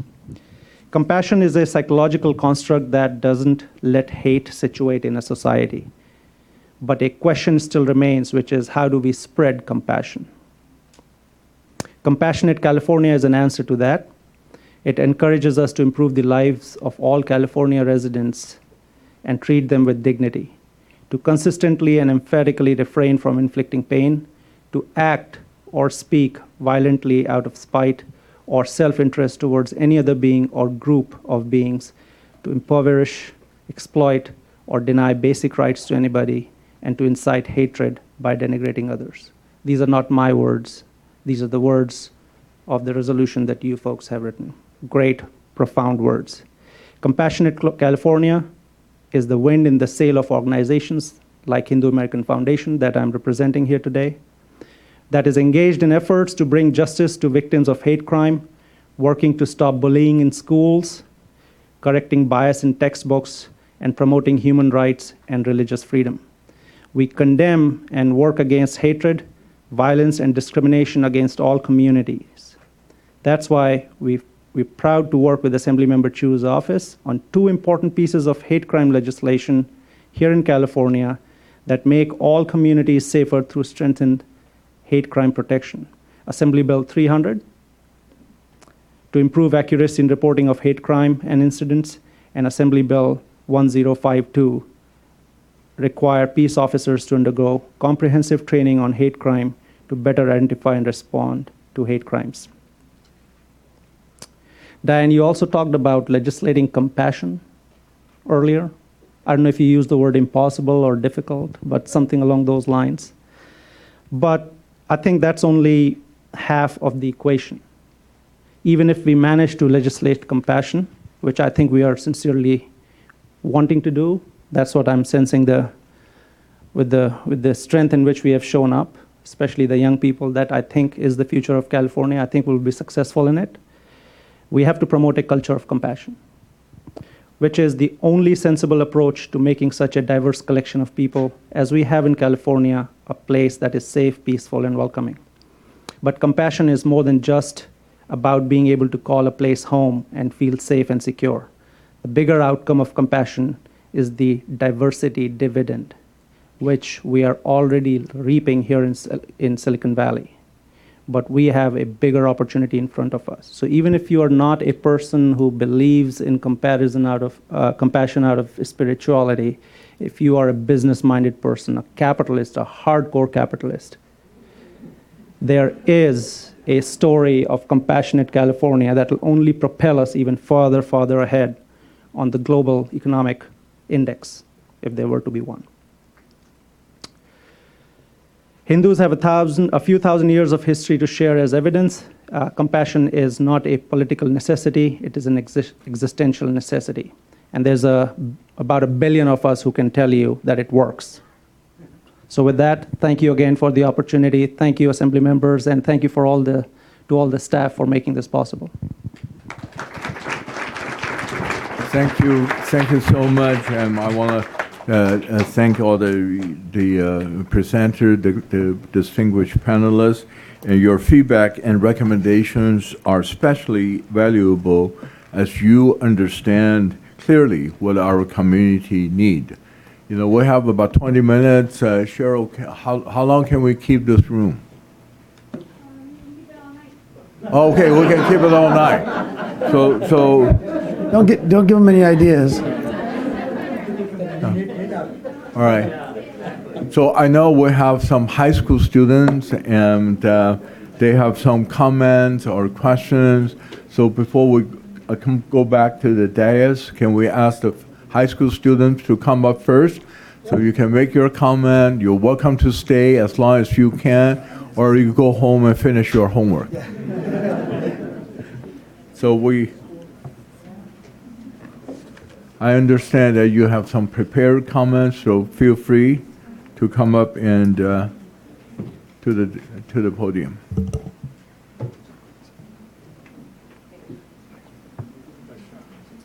Does it work?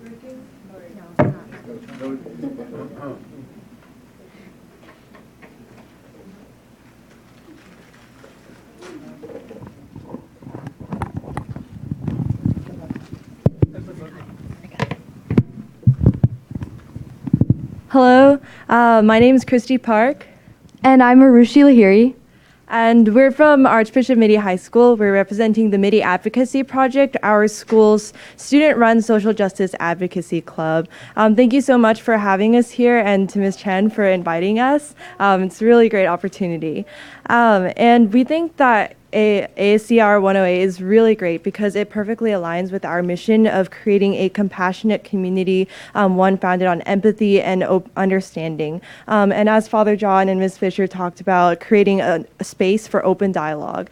And that's one of the things that we really pursued during our time at Midi, because we've invited speakers such as the National Alliance on Mental Illness, as well as the Brady Campaign, and have participated in strikes such as the climate strike. And we've created all these opportunities because we think it's really important to create a space that's open to so many different perspectives, and have the opportunity to gain a more holistic understanding of our community. Yeah, and that's why we believe that the guidance that would be fostered under having a community of compassion and having such a framework would be so important, especially in the regime of, building more supportive and compassionate communities. So in light of this initiative, we've come up with a couple of ideas for tangible policy implementation to back having this statute of the theoretical resolution. So our first idea is to integrate more hate crime prevention training within the school curriculum, starting all the way from kindergarten up to senior year of high school. So last year, actually, in my junior year, I'm a senior currently, I took a social justice class. And one of the units that was the most impactful for me was a unit on implicit bias. And so basically what we did during that time was we took a couple of tests that pinpointed specific biases that were, I guess, intrinsic within our perspective that I wasn't even aware about. And I think that was a prime moment for me in shaping and I guess understanding where I was coming from and understanding the people around me. And so in light of that, we think that integrating more training on hate crime prevention within schools, such as activities tailored to grade levels, such as addressing stereotypes and decreasing the casual integration of racial slurs or name calling in students' everyday vernacular that's just way too casual to be correct, would be an important first step to take. And we also want to emphasize the need for awareness both in our community through local events or even in libraries. Like through the research that we've done, we found that this violence against specific communities, especially minority communities, is gotten so common that it's become normal. And as I'm sure everyone knows, this is not normal and it's not okay. And this is especially the case because individuals don't have the needed resources or access to the kind of community atmosphere that they require to have the resolutions to these hate crimes, both in a workplace or even on just a regular colloquial level like Christy talked about. And that's why beyond awareness, we feel like we should have a repeal or even a redefinition of FERPA, which stands for the Federal Education Rights and Privacy Act. And it's though this statute seeks to promote privacy among school communities, it actually makes it almost impossible for individuals to come forward when they have experienced hate crimes. And it's especially important in a school context for youth like us, because as we've seen firsthand in other schools and other communities, school resource officers often criminalize individuals, especially minority youth, for the most menial kind of infractions. And it's this kind of legislation that prevents individuals from coming forward to talk about the violence in the communities and be able to vocalize that this is in fact not what we as a community should or need to stand for. And that's why we think that having this framework of having this charter for compassion within California is so important, because it's necessary to get rid of this kind of stigma for help seeking and the ability for individuals to come forward and promote more representation both in front of audiences, as well as creates a better community for everyone to feel embraced. Great. Thank you very much. Well, 2 more students from Meeting High School. Please come forward.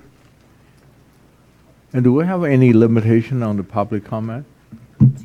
2 minutes. Okay.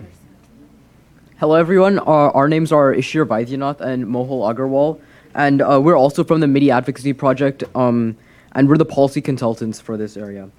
So we also agree with the compassion for the mandate for compassion, but we believe that in order to uphold this, like Arushi and Christy said, we need to have some concrete legislation. So we have a few different ideas for this.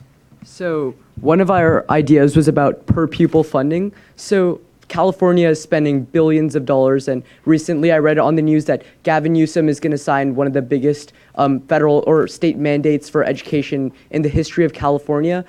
However, something that we thought was kind of striking was that the per pupil funding specifically is limited. So what we think is that the per pupil funding should be expanded, because what's going on right now is that schools aren't able to fund especially low-income schools in low-income areas aren't able to fund and adequately provide the education and resources needed to foster a safe educational learning environment. So that's why we think if we increase per pupil funding, that could foster a better educational environment for these children to succeed and learn. Also, teachers lack the available resources in order to create such safe environments. So by increasing per pupil funding, we think that these teachers will be better able to foster such safe and environments and further different forms of education that Arushi and Christy were talking about.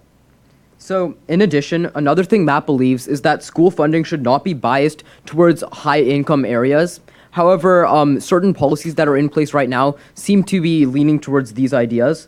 Currently, many low-income schools and areas have several students who are not able to go to school as often because they have less income. And that's why we're seeing right now that the school absenteeism in the lower-income areas is around 13% compared to 4% in areas with richer neighborhoods. And so this causes a sort of vicious cycle in which these people are less incentivized to go to school in the first place because of the fact that our current system funds the schools based on the attendance and not the actual enrollment in the school, which means that overall less people are incentivized to go to school in the first place since there's less funding as the absenteeism, and this creates a sort of cycle in which less and less people go to school in these low-income areas. So we believe that we should be able to stop this by making it based on enrollment and not based on the amount of attendance in the school.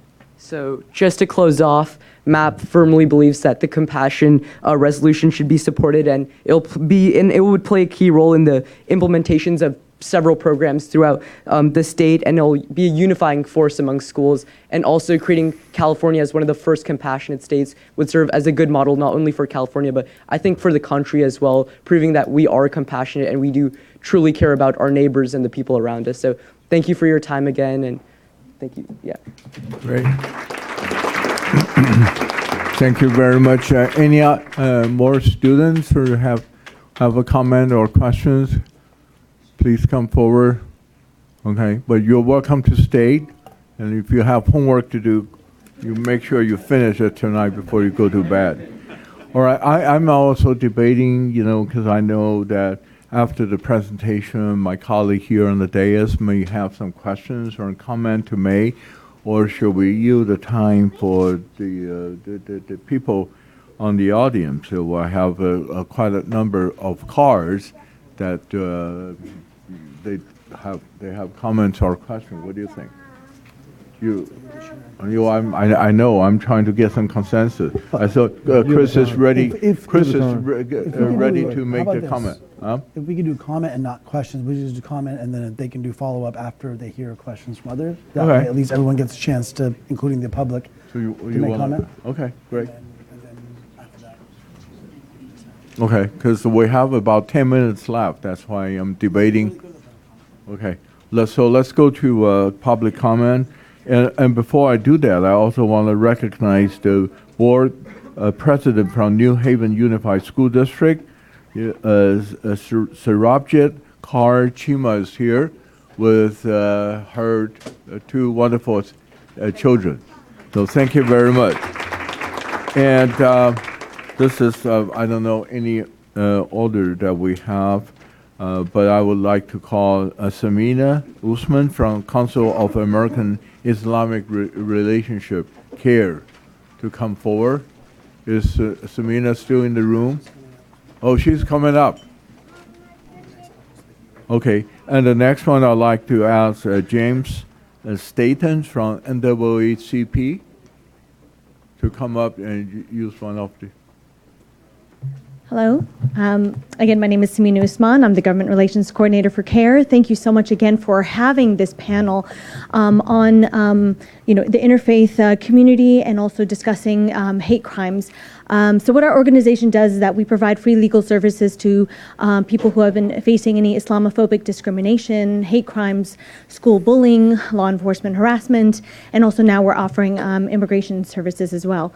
We have seen, year after year, a number of cases that have come into our office, almost 1,000 across California of total civil rights cases. But we've also received about 113 cases dealing specifically with hate crimes or hate incidences. People have been we've been seeing a lot of these cases, especially so after the leading up to the presidential election and after the presidential election, and it has also extended into the workplace. It's also extended into the schools. Imam Tahir had mentioned a report that we just recently put out of a survey that took place of about 1,500 students across California, asking them what their experiences are in school. And we found that, again, 40% of them had said that they had experienced some form of bullying. And not only from fellow students, but also from their teachers.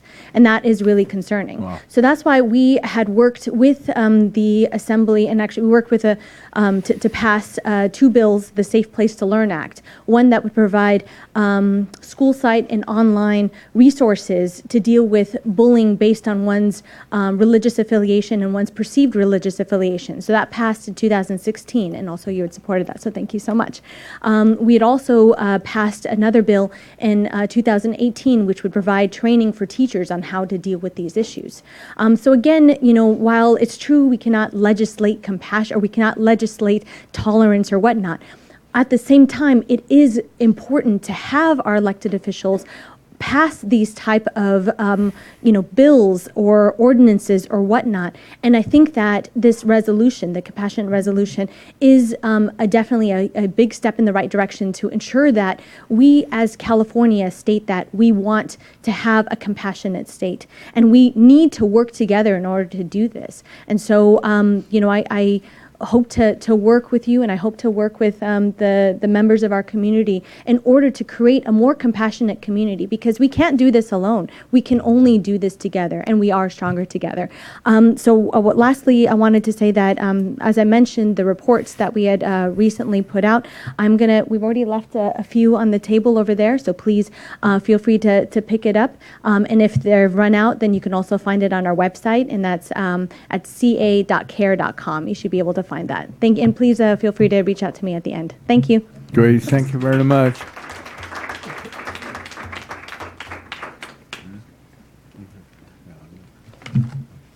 James. Good evening. My name is James Staten. I'm with the San Jose Silicon Valley ACP. We, as you know, are the oldest civil rights organization in the country. And as most people don't know, we are always have always been about inclusion. That's why we were founded by, a diverse group. And our founders were white, black, some were Jewish, some were Christian. So fighting for everybody's rights is our mandate. And we strongly support this bill because, even though other parts of the country criticize us for our compassion, we feel that our compassion is our strength. We have to do things together in order to survive and move ahead. We've watched in horror as these hate crimes against people of different faiths, of different sexual orientations, of different races have increased. And we've had teachers who are harassed in this county. I've had students move away because their parents could not stand the harassment they get because they're Muslim. I'm trying to be brief because as a teacher, we sometimes get carried away. We have worked with lots of these people here. There are a lot of familiar faces here. Assemblyman Carla, Assemblyman Chu, Ms. Fisher, Father Pedega, on issues like this. These hate crimes have risen based on the brutish rhetoric coming out of Washington from our so-called leaders. So the people who feel justified, people who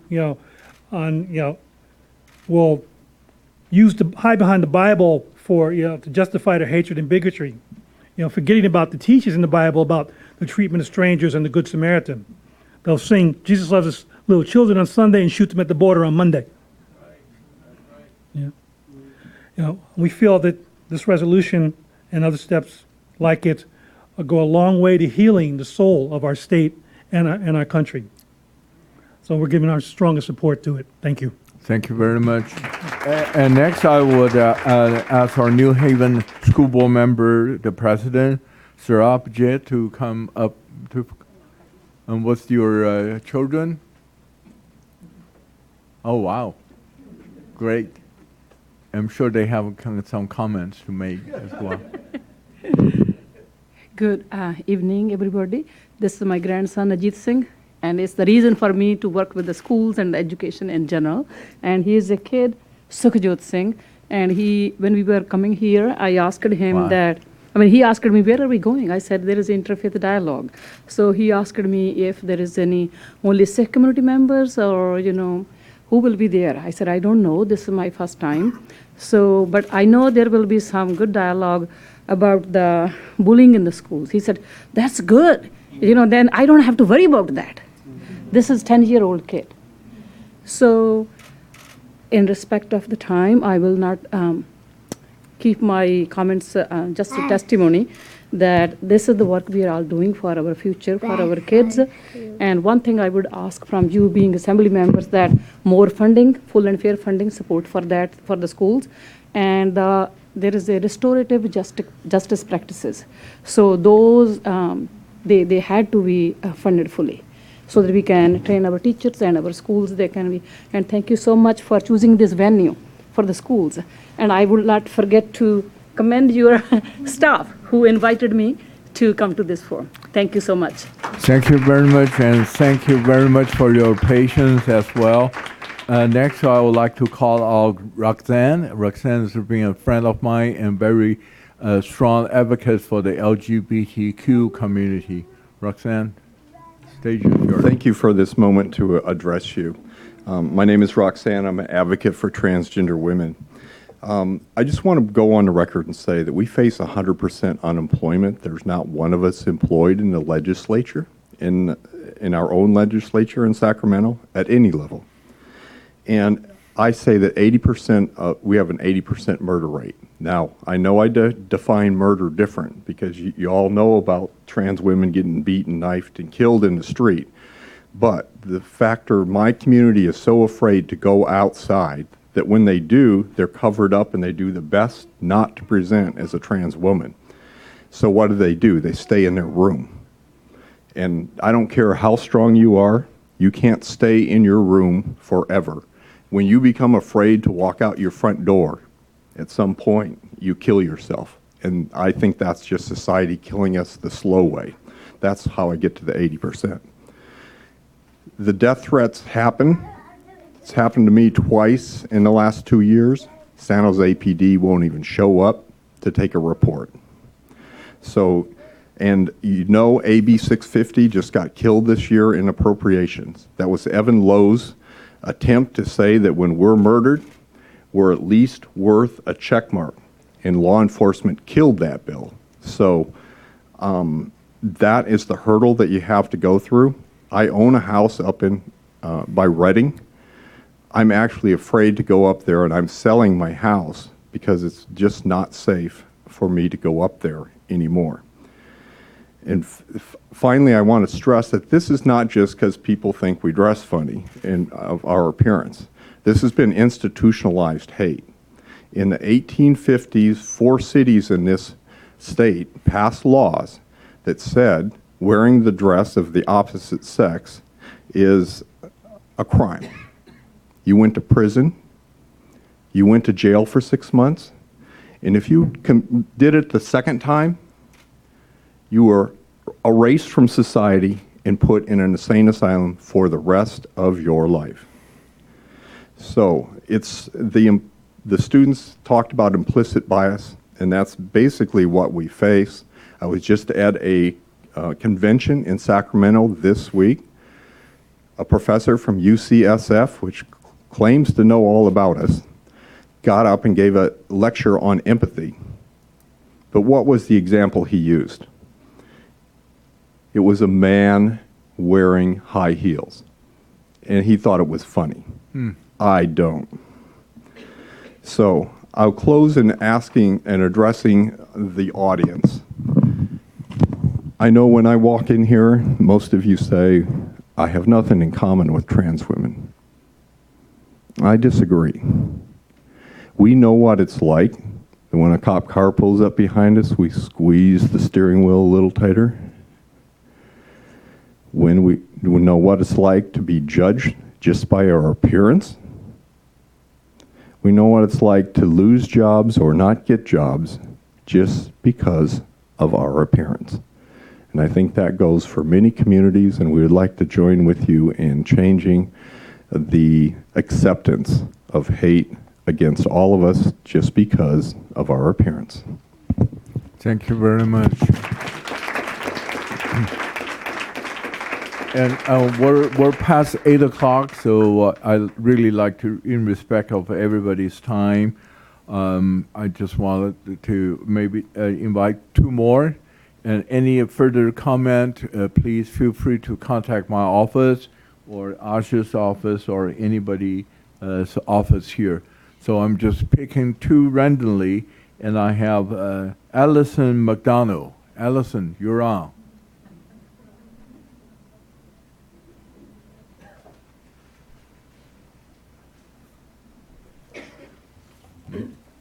Good evening, Assemblymember Kansen Chu, Assemblymember Ash Kalra, Vice Mayor Raj Salwan, and School Board President Chris Norwood. I'm so glad that you chose to have this event here in Milpitas. I am president of the Sunny Hills Neighborhood Association and a member of the Mission Peak Unitarian Universalist Congregation in Fremont. I did not have the pleasure of attending the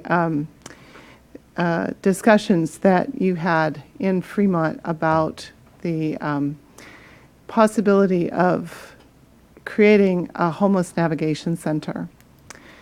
Fremont is a compassionate city according to the ordinance that you passed, or proclamation that you passed in Fremont. And yet people, I've heard through friends who were in attendance at that meeting, at those meetings, were saying terrible things about homeless people who for the most part are homeless because they can't afford the housing prices here, because they can't afford the rapidly increasing rents, because they may have a fixed income or a disability or a mental health problem. And so my question, and I think that the students actually went some way towards some proposals that might do what I'm talking about.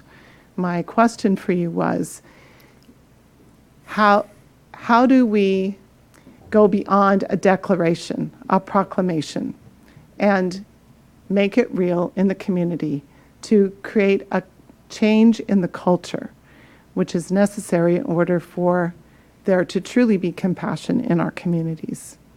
Thank you. Thank you very much, Allison. You know, I've been getting some ideas from the audience, from the panelists, and like Diane said, that this would really serve as a reminder. I'm definitely aware that we have a lot of work ahead of us, and I will rely on your comments and your suggestions, your recommendation as we go forward. By the way, Allison, I have not received your invitation to the Halloween party or something. You promised me that. Huh? You promised me. I have not received it. But then next one, I'd like to invite PJ Hirabayashi. PJ. Oh. The drummer. The taiko. Hello all. Thank you so much for convening here. This is something that I've been advocating for years myself. But I just wanted to bring to, my name is PJ Hirabayashi, and I'm a founder and activator of Taiko Peace, the acronym for Taiko, the Japanese drum, Partnerships in Empathy and Creative Empowerment. I'm also a founding member and charter member of San Jose Taiko, 46 years in the making. Anyway, I'd like to just bring to your attention as an artist that there is a strong and growing group that's creating a movement called Coalition of Artists and Creatives for Compassionate Communities. Yeah. And it's through weaving spirituality, activism, and art. We feel that the arts is an essential tool for compassionate community building, and it's through partnerships who share the principles of empathy and creative empowerment by giving voice and visibility through creative expression. Please know our communities are really ready for this movement, and it has to happen here in California, regarded as radical, but let's show that we are actually a model for progressive, compassionate change. Great. Thank you, PJ. You know, I happen to serve as the committee chair of State Assembly Art, Entertainment, Sports, Tours, and Media Technology. I'm very happy to report last year I advocate for $10 million more to California Arts Council. So there's some money there, you know, but a part of the money was actually dedicated for the California prison. I want to make sure that those people that are incarcerated has an opportunity to express themselves through art and use art as part of their healing. So with that, I would like to open up the microphone of on the dais. And Ash, you want to go first? Yeah, I'll in the interest of time, I'm going to speak fast, which I know all you know I can do. And I want to thank all the panelists. I mean, really, like I said, this is an all-star group of folks that are so committed to the community and really exemplify, I think, what we need to spread more. I think we're very blessed to represent the community that we do. We certainly have a lot of problems, but we definitely have a lot of compassion as well.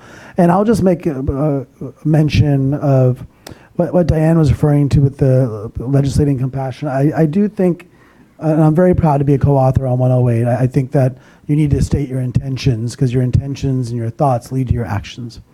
And so I absolutely, and I think that's like the Buddhist Hindu in us kind of manifesting itself through legislation in some sense, but I think that each and every one of you in some manner reflected that, right? That, you know, the way you think, the way you treat others, the way your spirituality, your thoughts always come before your actions anyway. But there are ways that you can legislate action. I do believe that the call for compassion must be coupled with that call to stand our democracy or to serve everything we can do. And one example, we just expanded healthcare to undocumented residents under 26. Right. That is legislating compassion, right? I mean, that's a very real action. that goes beyond the words. There's plenty of things that we can do. And so what I would ask kind of in my closing comments is that, as Father John was referring to, and a couple others as well, we still have children locked up in cages. We have children being ripped away from their parents. I think that we need to show our actions, our compassion through actions, and standing up for these families. Many of us, if not most of us in this room, are immigrants, or at least one generation removed, and we need to show our compassion through action and standing up for those families that are suffering as refugees and those fleeing very violent situations. Homelessness, as was mentioned, situation in Fremont. I've heard the same thing in South San Jose, Cupertino, Palo Alto. Everyone has compassion, but then when it comes to doing something about it in your own backyard, people show up, and many of those people are in your congregations on the weekends or during the course of the week. And so we need to do a better job, myself absolutely first in line included, to really articulate that it's not just about how we pray or who we pray to, but how do we actually act upon that belief and that faith? And that means standing up for our unhoused community as vigorously and as compassionately as possible. Are incarcerated and formerly incarcerated, those getting released. People get worried sometimes, oh, someone's getting released. Well, the best way to make sure that there's no harm caused is to embrace them and bring them back into the community and to love them. And I think that is that's legislating compassion, and it's also demonstrating compassion through our actions. And I think also, it's a very tough, last comment I'll make, it's a very tough place to live, very expensive. A lot of people working really hard are struggling to survive. Some are homeless or very close to it. Some are cleaning our bathrooms, some are serving our food. There are a lot of people struggling. In fact, right now, and I see some of the teachers wearing red, there's a bunch of teachers striking and school workers striking in Chicago. And I just want to make mention of the workers and the plight of the workers. Again, I think that we must do what we can to uplift everyone, especially those that are struggling to make ends meet. And so as we feed the poor, as we feed the homeless and unhoused, let's find other ways to uplift them as well as that physical nourishment, the spiritual nourishment, and that activism that all of our faiths can demonstrate through action. And so I'm just very hopeful being here and not just hearing from the folks in the audience, but our panelists. And so I think there's plenty of calls of action that we can take up. And I know that there's nothing we can't achieve fighting all that hatred and bullying and bigotry. Fighting it with the love that I see is unstoppable. And so I want to thank all of you. All right. Thank you, Ash. And Raj? Thank you, Assemblymember, for hosting this important discussion, and also thank you, Assemblymember Calderon, for signing on this resolution. Special thanks to all the panelists and everybody who came out today. It was interesting that almost all of you spoke almost very similar if you look at the key principles. And again, it goes back to the golden rule, treat others the way you want to be treated. And so I felt that, what unites us is greater than what divides us. And we are the human race, and we have so much in common. The speaker mentioned about Compassionate Fremont. It was a great charter, and everybody bought into it until it came to implementing it and to live out the compassionate values. When we had the Homeless Navigation Center, we had a lot of ugliness that came out. And I made a quote that, everybody wants to help the homeless, but just don't do it near me. And so we have to live those principles. And so in Fremont, we did end up unanimously voting for that, although, yes, thank you. Although I like to say we used one of our political lives on that. And so now it's up to us to prove that this will be a successful concept and to make sure that we earn the trust of the community. And hopefully, with time, the community will come to see it. We've had fights like this previously. When it came to affordable housing, it was the same thing. People fought it, and then now they champion it. So I think the same will happen with these navigation centers. So I'm hopeful that we can all come together and, for the greater good, and support this effort that our Assembly members leading. I think this is the right thing, and I think California is a compassionate state, and we need to make sure we let everybody know that. Thank you. All right. Chris, you have the final word. Yeah, I'm trying to see if the community of Milpitas could speak, if we could get a little support, if he has access to the internet on his laptop.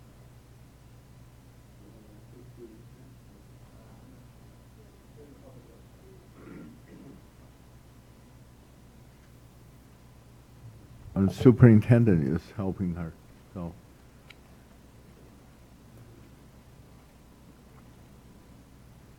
You have a slideshow and a little It's a 2-minute video. 2-minute video. All right. So Milpitas just to briefly fill the time, Milpitas Unified School District has approximately 10,300 students. We're a K-12 school district. We have 1 high school, 10 elementary schools, 2 middle schools, an adult learning center, and we also provide academic services to Elmwood. And the community of Milpitas Unified School Districts looks very much like this room. And if you ever get a chance to visit our website, right on the front, our moniker is Culture of We. And the culture of we that we ascribe to is just has just resonated with a number of things that I've heard in this room. We take the approach that we have a number of different religions, we have a number of different ethnicities, diversity, languages, and that in order for us to be able to get along, not only to get along, but to thrive, even in a capitalistic society, that we have to build this compassion within our students as they go through their educational journey, because there are a lot of things that they're receiving, a lot of things that they're dealing with in social media. So we've ascribed to, in the Milpitas Unified School District, what we call the culture of we, and I'm hopeful that we can show that brief 2-minute video that we've shared with our teachers. Looks like it's going to happen.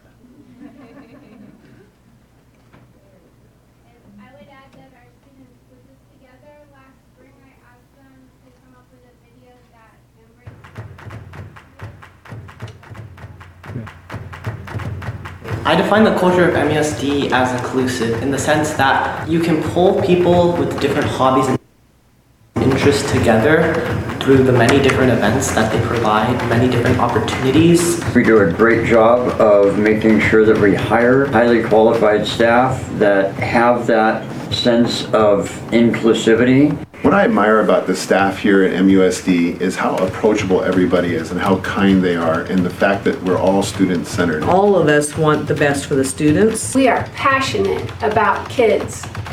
MUSD is a melting pot of different nationalities, socioeconomic backgrounds, gifts, skills, and talents. I work with other leadership students to create activities on campus that are catering to all different groups on campus, because we are a very diverse student body, so we try to make sure that we have certain activities each year that entail to each of the different groups on campus.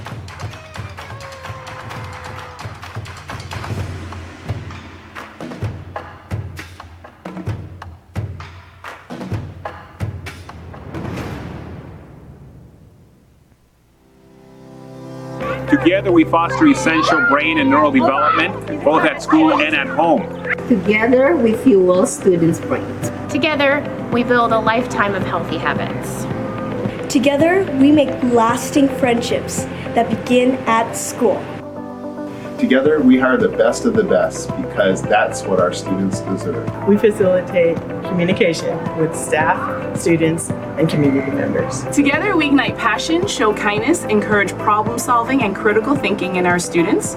Together, we participate in after-school activities to contribute to the community at large. Together, we express ourselves by telling important stories. Together, we provide pathways for learners to become their best selves. Together, we use data that comes from assessments to help students improve. Juntos, desarrollamos alumnos bialfabetos para prepararlos a que sean ciudadanos globales. Together, we give adults a second chance at learning. Together, we celebrate the achievements of students from all backgrounds. Together, we empower our students to create a better future.